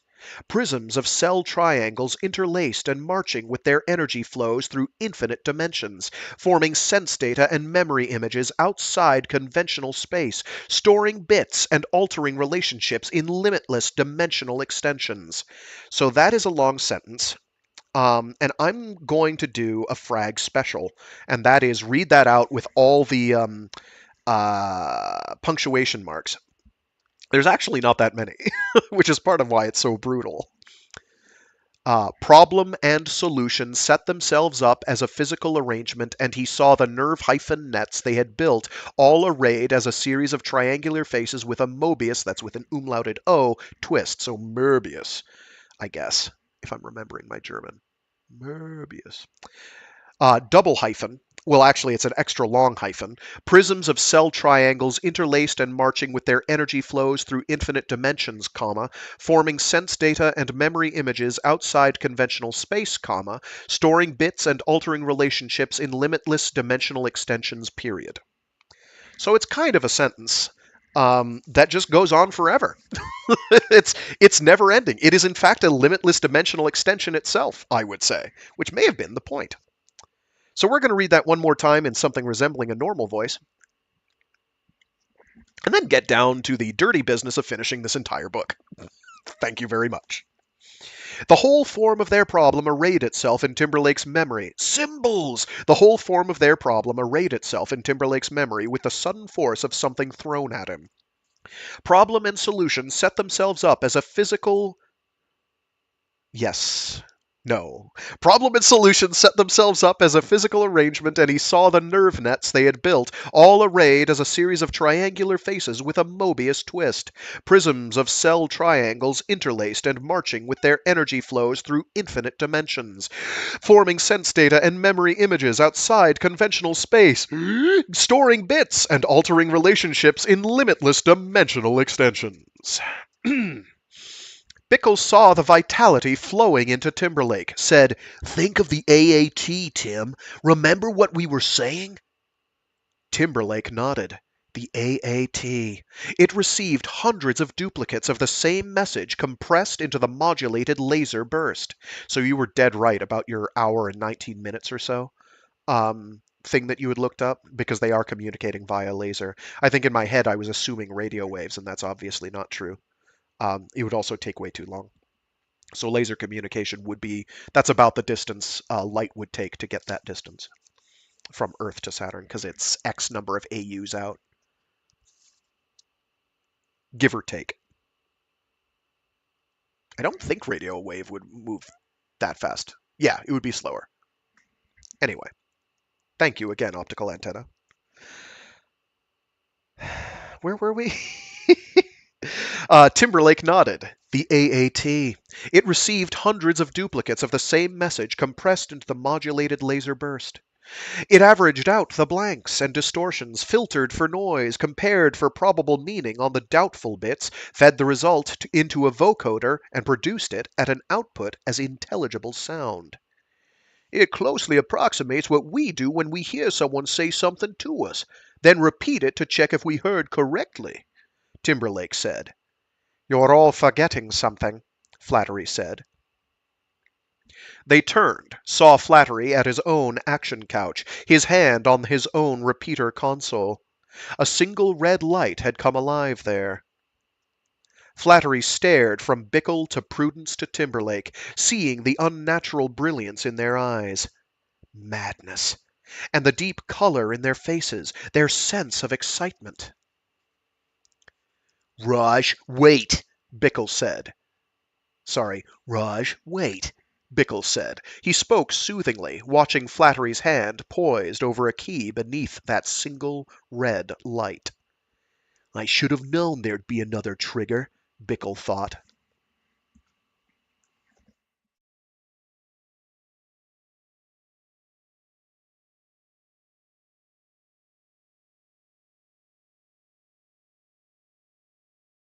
Are they really? I don't know why I was convinced that radio is slower than light. Well, then again, propagating through a vacuum.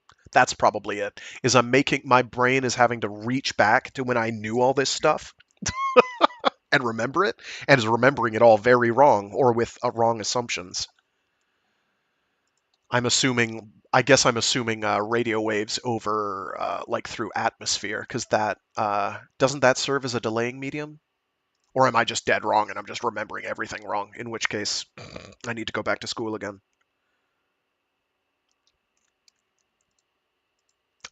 I'll take your word for it at any rate. Okay, which is the one I'm trying to switch back to? Yes, here we go. Yeah? You. Yes, that one. Radio is better through gas. Oh, okay. So, never mind me. Uh, never mind me. It has been way too long. I need to. I should take a refresher course. I really, really should.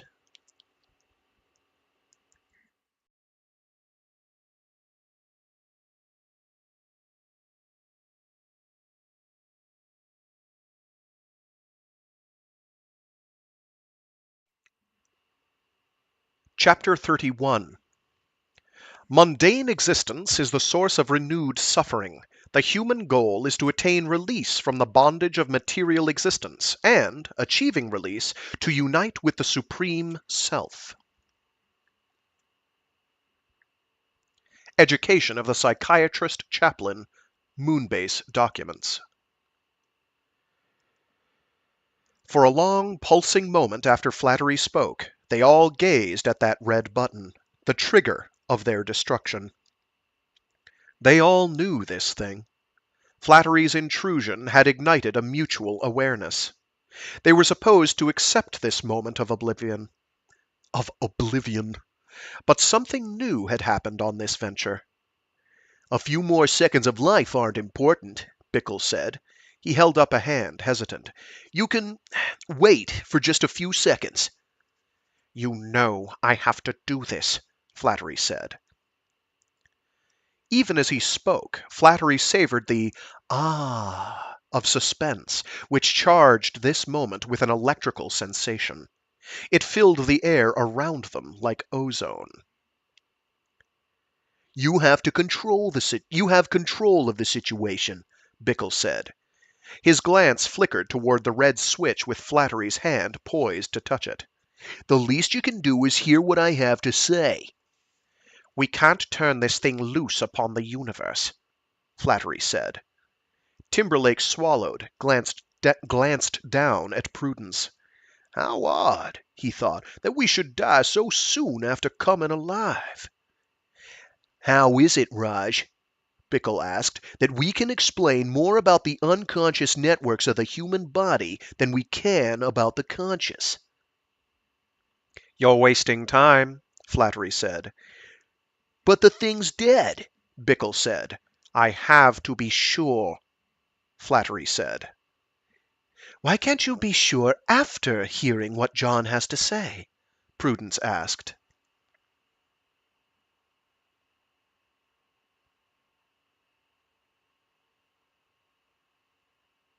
She looked at Bickle to draw Flattery's attention there.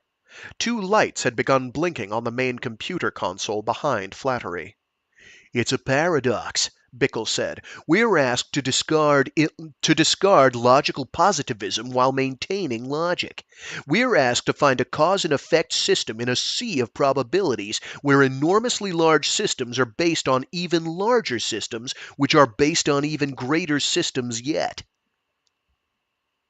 Flattery looked at him, caught by the trailing ends of Bickle's thoughts. "Cause and effect?" he asked. "What happens if you push that key?" Bickle asked. He nodded to the trigger beneath Flattery's hand. Prudence held her breath, praying Flattery would not turn. More lights were winking on the main computer console above Timberlake's couch. She couldn't say why the lights gave her hope, but the evidence of life in the ship. "If I push this key," Flattery said, "an action sequence will be alerted in the computer." He glanced back at the winking lights. "You'll notice that part of the computer is becoming active. These circuits," he returned his attention to Bickle, "have extra buffering and emergency power. The master program set off by this key instructs the computer to destroy itself and the ship, opening all the locks, exploding charges in key places." "Cause and effect," Bickle said, and he marveled at how automatic Flattery's movements appeared. A zombie. "Cause and effect doesn't square with consciousness," he said. A fascinating idea, Flattery thought. "If any subsequent action proceeds with absolute and immediate causality from the sequence of past actions, then there can be no conscious influence on behavior," Bickle said. "Think of a row of dominoes falling. The human willpower, the muscle and arm of our consciousness, couldn't decide what behavior to use because that behavior would all have been predetermined by a long line of preceding cause and effect." Flattery felt the hand poised over the deadly key begin to ache. "We can't predict what this beast would do," he said. "I know." "Bickle's signing our death warrant," Prudence thought. She got to her feet. Her muscles still felt weak, but she sensed the stimulant doing its work. She gripped Timberlake's arm to steady herself. Timberlake glanced at her hand, looked back at Flattery.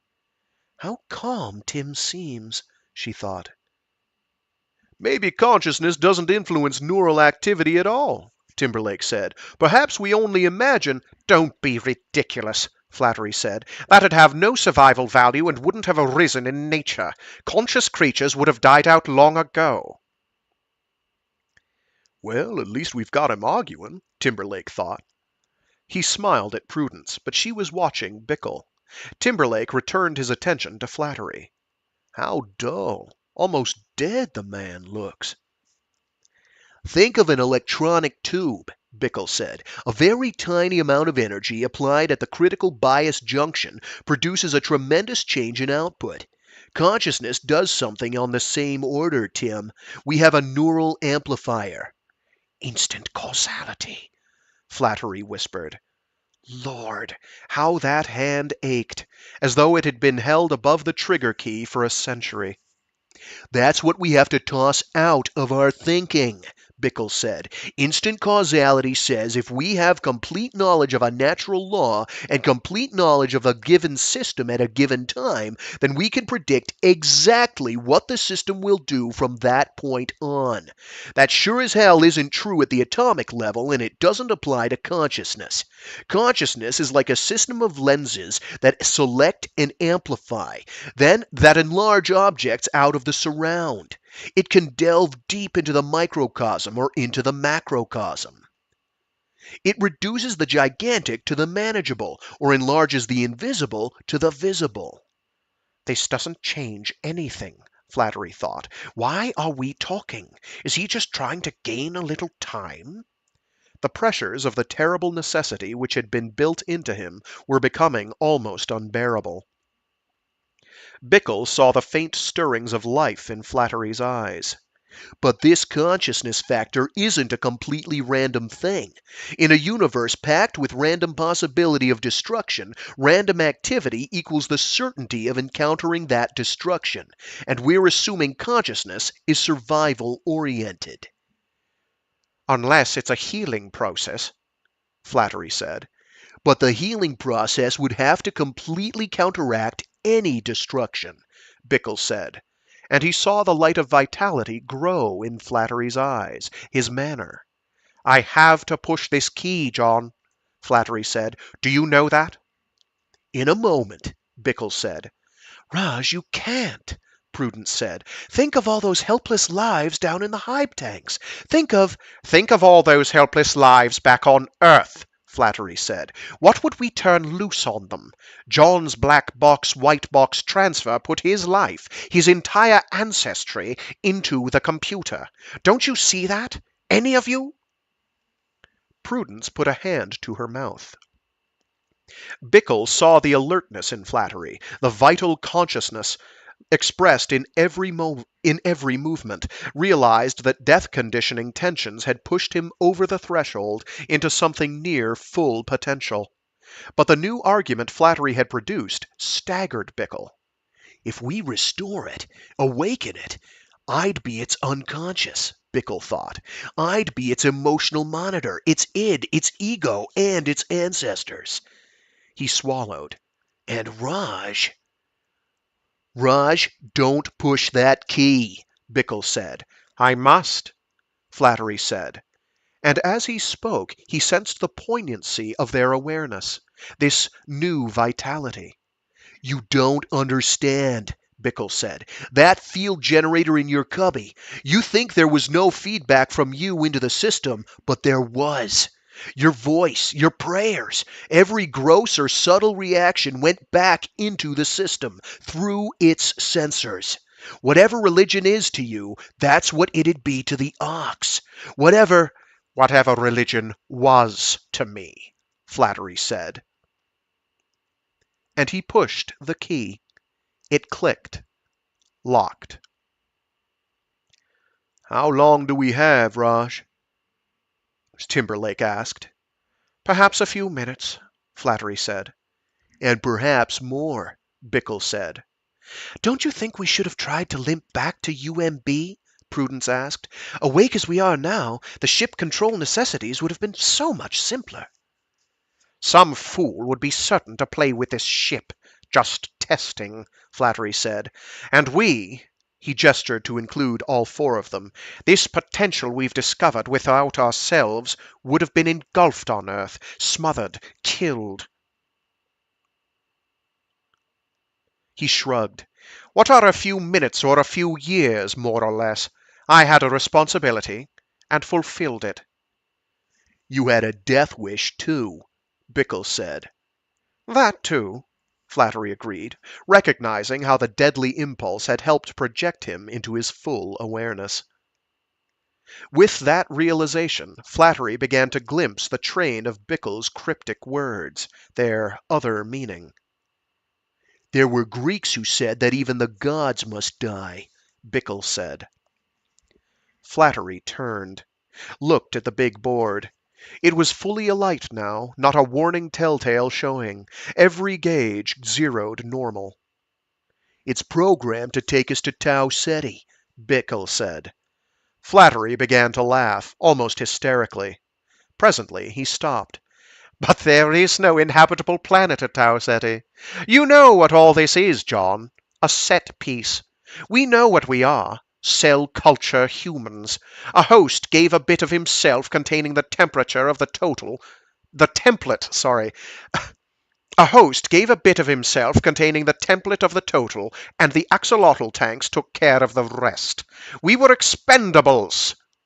He sighed, put down the urge to sink back into the deadly torpor. They're already growing our replacements, our duplicates, building another tin egg, back at UMB.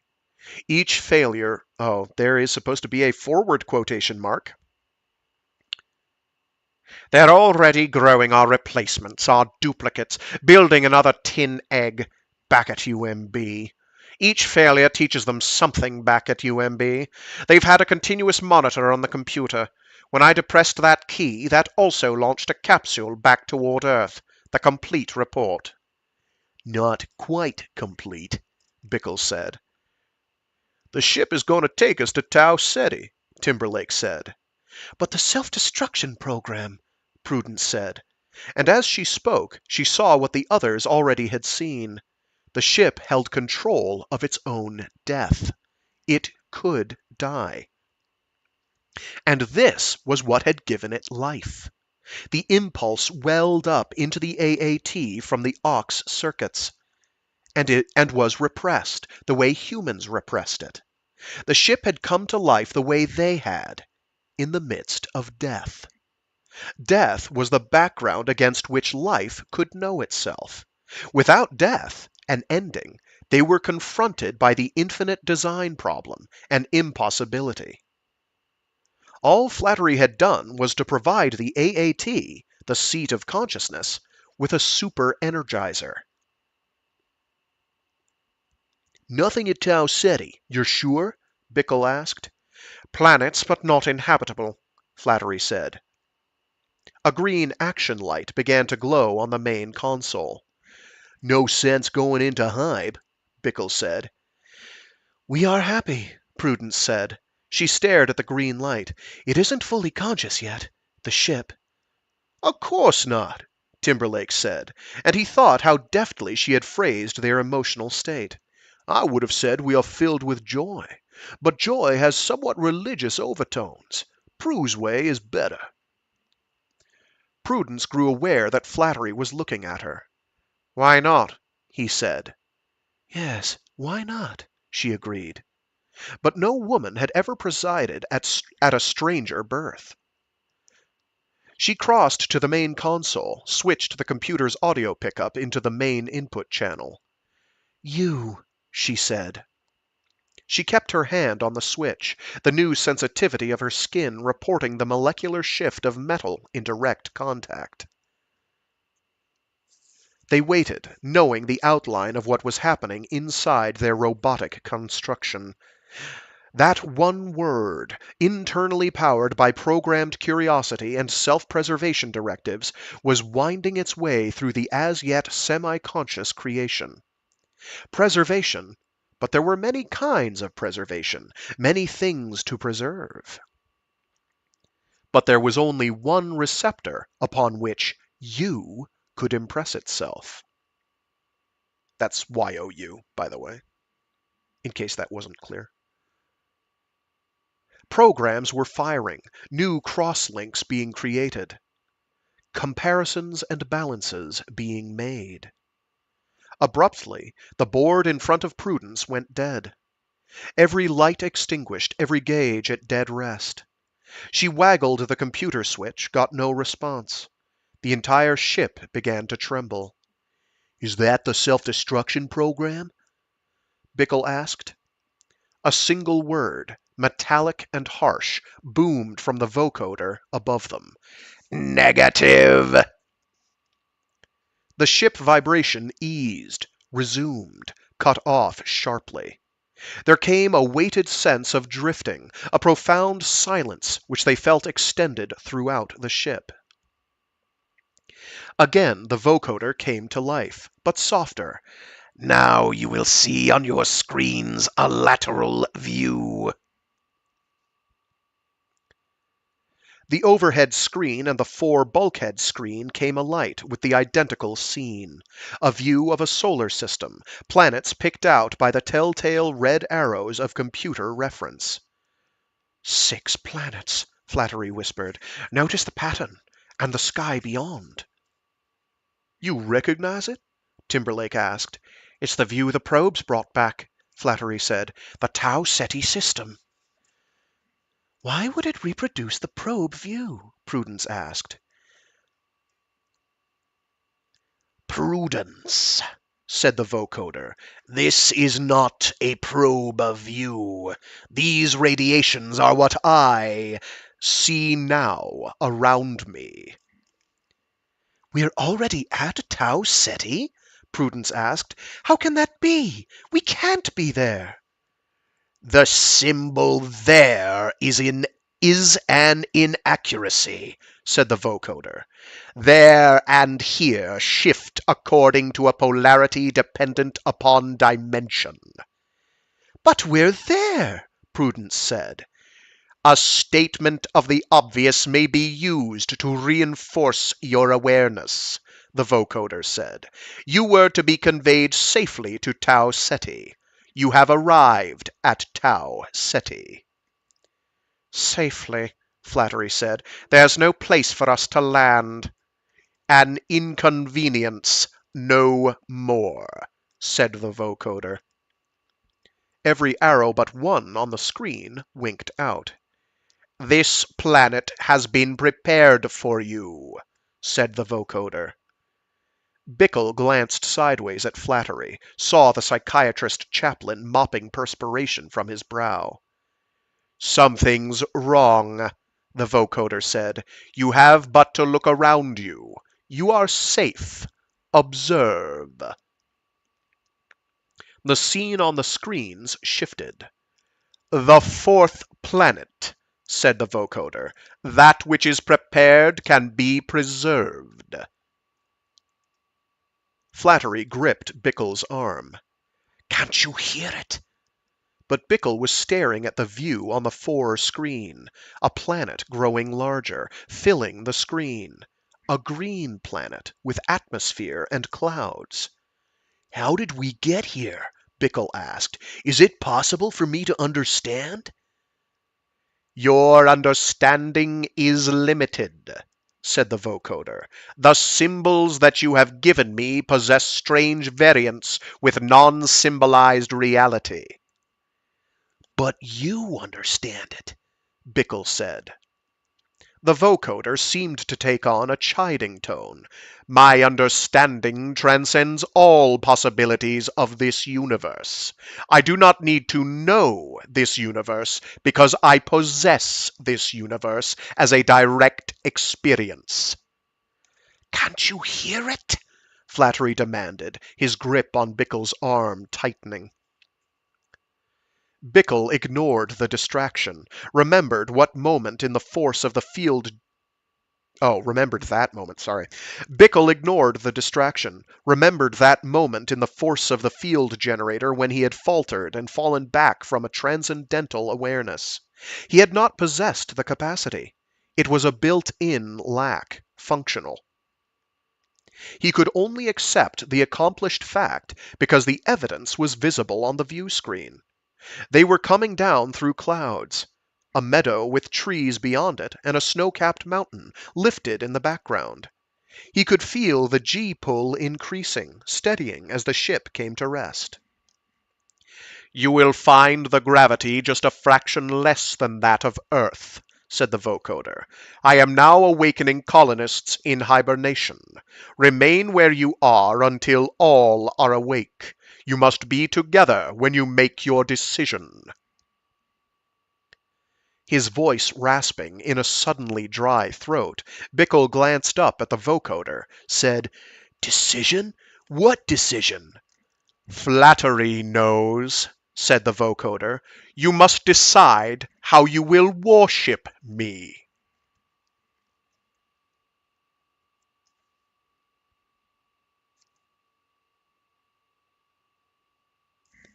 And that was Destination Void by Frank Herbert. Worship, by the way, is capital W, lowercase o-r, capital S, lowercase h-i-p. And me, of course, is capitalized.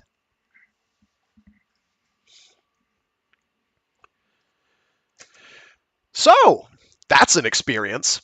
Uh, it's quite a book. I think there is something in there. There's definitely a lot to take out of it. I think some of the techno material in there is techno babble, but it all serves a purpose. And it generally makes a broader gestalt, I guess, sense.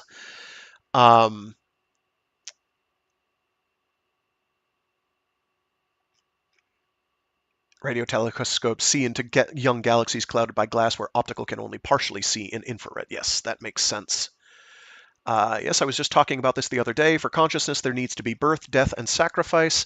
I'm not wholly convinced that it does. For instance, I've never really believed in my gut that human beings could never be immortal because they just go insane over time.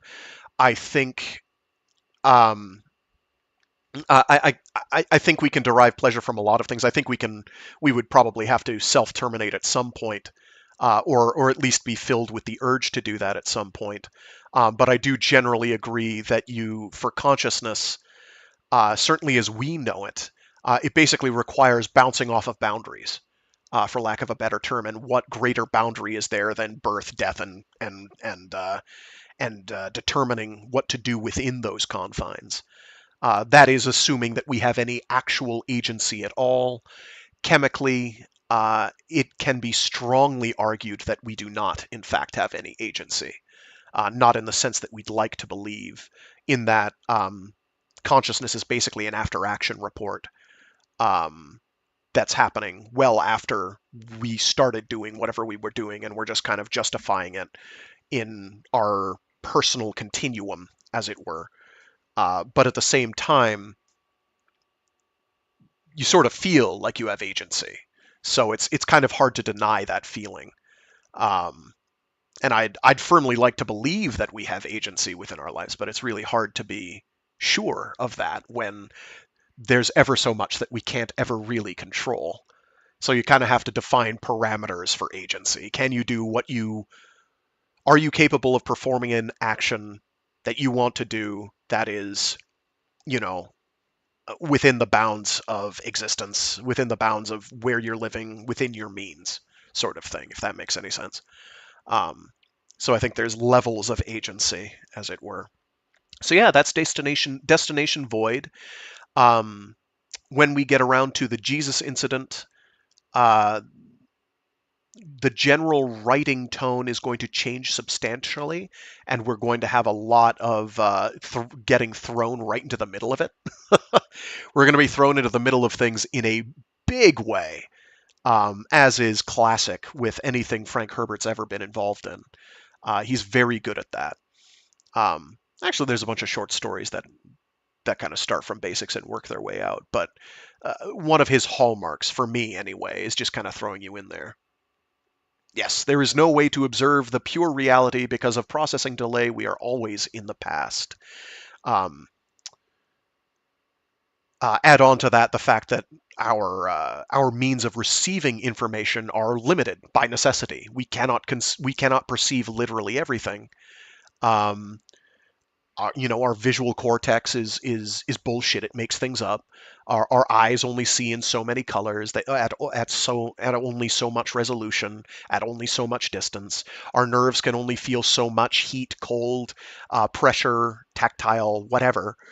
We can only hear things within certain decibel ranges. We can only smell or taste certain things at a certain olfactory density, molecular density, or whatever you want to call it. There's a term for that, and I'm not remembering what it is. It's been a while since I did anatomy and biology. And so we're not a perfect receiver unit. We pick up a lot more than we think we do, as evidenced by, all the stuff where people are, basically in a unconscious, in quotes, mode and are able to catch balls or react quickly. So our bodies can react to things basically as quickly as they physically can, or as strong as they physically can, or what have you. But it's kind of like, okay, how much of that is something you're actually doing, though? Reacting reflexively is kind of by its nature not a conscious event, so you don't necessarily have control over it. So it brings back that question of how much agency and individuality do we all really have, and that's kind of one of the big things that blind sight and echopraxia delve into.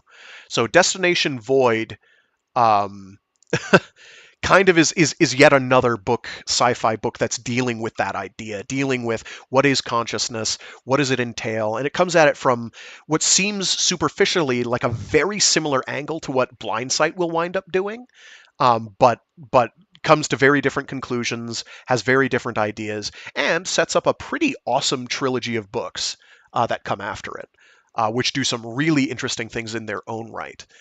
There will be some hints of what you could call Stanislav Lem. It's that Eastern European W in his name. I don't know if that's pronounced as the V or not. Stanislaw Lem. There's hints and aura of Stanislaw Lem in there. There's some really interesting ideas. Anyone who's read Dune will find some of the pacing, tone, and ideas familiar because it's Frank Herbert. But some of the way things are portrayed is going to be different. I do feel Bill Ransom, his co-author for the remaining books in the Pandora sequence, really does bring a lot to the table and acts as this mediating influence. So they're not pure, unadulterated Frank Herbert. There's a different kind of structure. And to hear at least Bill Ransom tell it, it was quite an interesting collaborative effort, and they had a lot of fun. It's funny how first non-conscious faculty exists ahead of consciousness. Yes, yes. And I find that stuff fascinating. I think it's great. I have considered reading through on stream. Oh God, I always have to remember because it's such a stupid long title. The Origin of Consciousness and the Breakdown of the Bicameral Mind by Julian Jaynes. And it's an interesting book. I mean, it's an interesting idea that up until a certain point in human history, say, I think he posits like the ancient Greeks, so call it a couple thousand years ago, 3,000 to 5,000 years ago, humanity instead of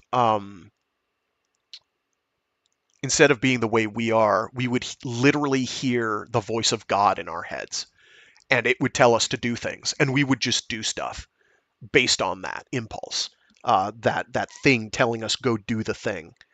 And he cites a bunch of things as sources for the idea, and you can take it or leave it. I think it's a fascinating idea. I think it's all but impossible to prove. I think it explains certain wild behaviors that are exhibited by primitive man, but we kind of do the same things now. Like, people will just do stuff, and it's like, why would you do that? That doesn't make any sense. What decision-making process went through your head? And it's like, well, I just gotta. The devil made me do it, that sort of thing. So it's like, on the one hand, I don't know how much sense it really makes long term, but it is a fascinating idea. And plus, it gives you a way to explain away crazy behavior that you can't otherwise explain by being like, well, I guess they're just a bicameral. They're one half of their head is telling the other half what to do, so to speak. It is interesting. It is an interesting read. Another one I'd like to get around to doing, which is, it's, oh God, what's it called? What's the author's name? Uh, is Cybernetics, the book, and kind of dealing with the idea, and it's less about, oh, I am a robot cyborg. It's more about like kind of tool use, I guess, is the way to simplify it down. Tool use of manipulation of your environment. Where do I have that? What's the title? Come on, give me a sec.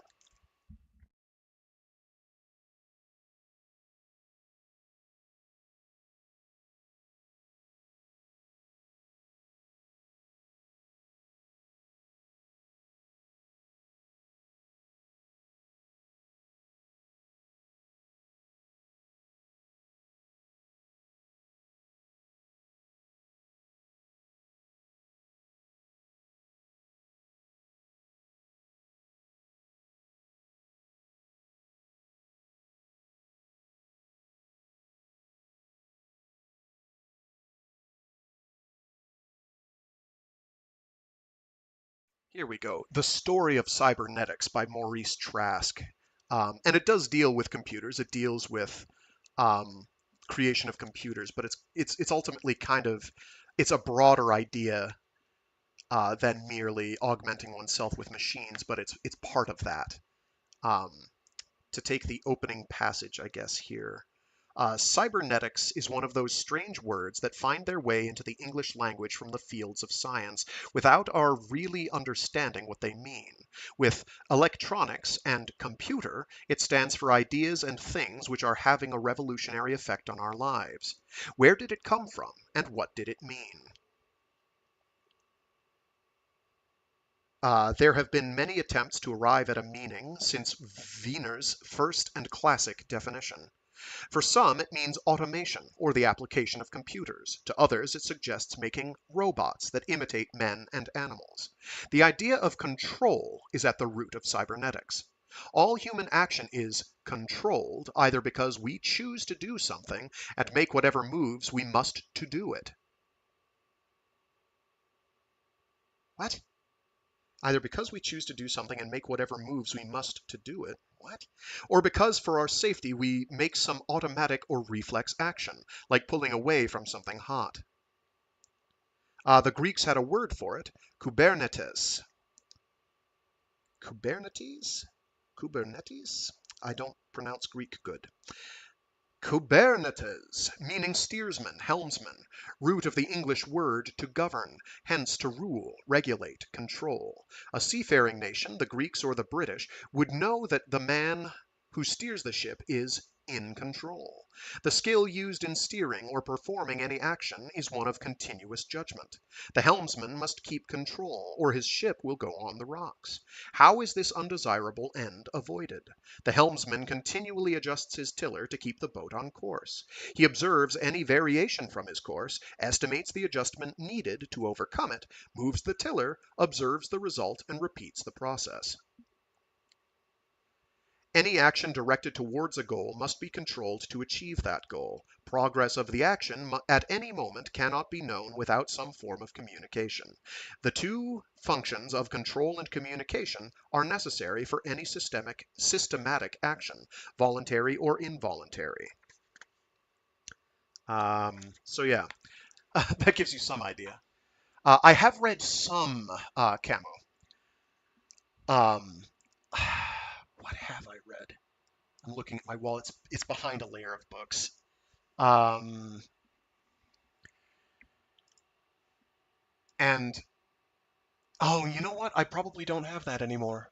Oh shoot. Hmm, One sec. I'm getting a I'm getting a phone call. One sec.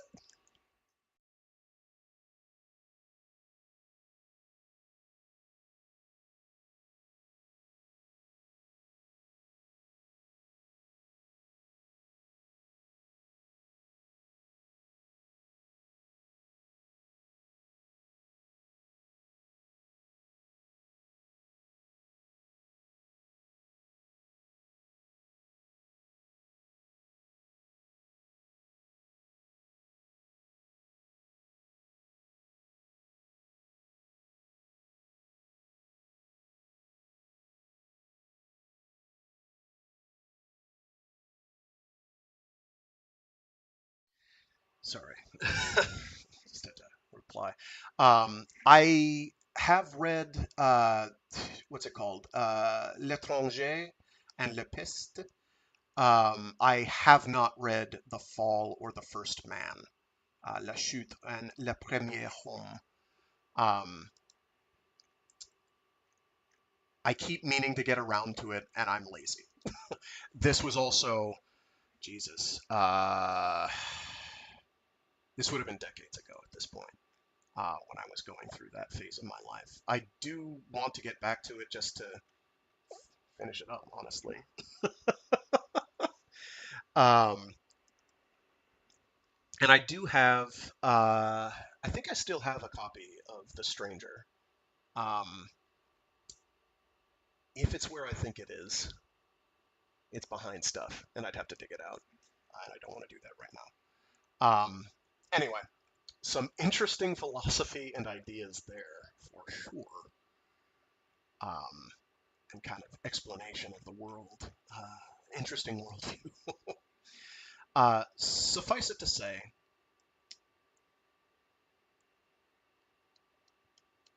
I just lost my entire train of thought. It just got derailed on its way to Paris. Suffice to say, this has been Destination Void, and I hope people enjoyed it. Um, so I am going to be gone for 2 weeks probably.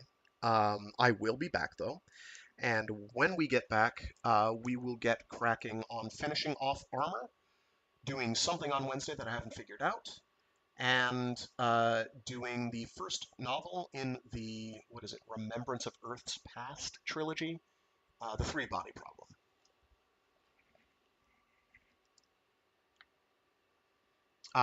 So I should come clean. Um, I didn't feel that my reading of Camus had a particular impact on me. I don't think ultimately. Um, but it was, I wouldn't say it was important to my formation as a person and my awareness. Um, I don't regret that I read what I have, but I it didn't really. I know some people are like, this was really important and really great, but I was kind of like, this is kind of really depressing, and I want to read something else now. Thank you.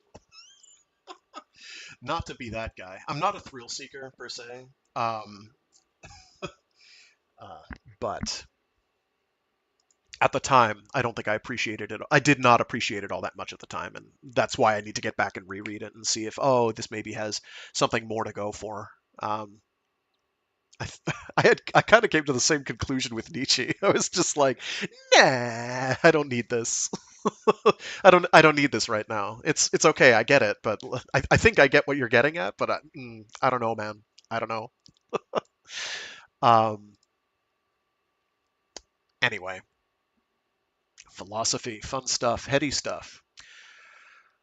So yeah, I may wind up making making Wednesdays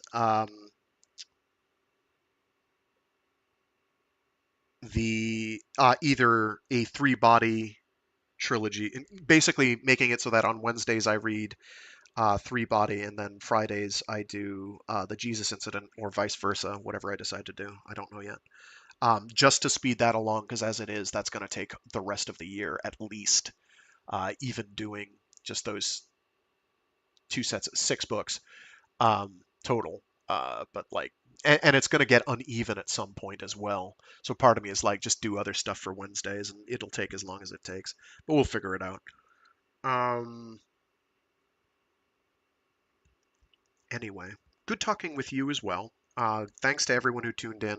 Hope you enjoyed. If you're tuning into this after the fact, hi. Hopefully, I got these organized in their proper playlists, which I should be doing this afternoon. And B, hi. I do these live every Monday, Wednesday, and Friday, except for the next 2 weeks. Don't worry about it. And the weeks of August 3rd to tentatively the 17th. I will not be around. Um, yeah. The 3rd to the 17th. Everything after that will be fine. That's starting with a Saturday. So the 4th to the 18th is what I should have said. That would have made more sense. Anyway. Where was I? Oh, right. I do these live. That's why they're so rough. To not to candy coat it. It's these are rough, consistently rough. Some are rougher than others. This book's kind of a hard read anyway. A, because it's high concept. B, because it uses technobabble, or at least scientific terminology I'm not terribly familiar with. Not my field.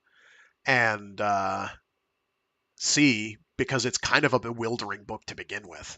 Frank Herbert has a weird way about him. It's very enjoyable to read in your head. It's a lot harder to read out loud. Still worth it, though, and still very fun. I certainly enjoyed myself. Yeah,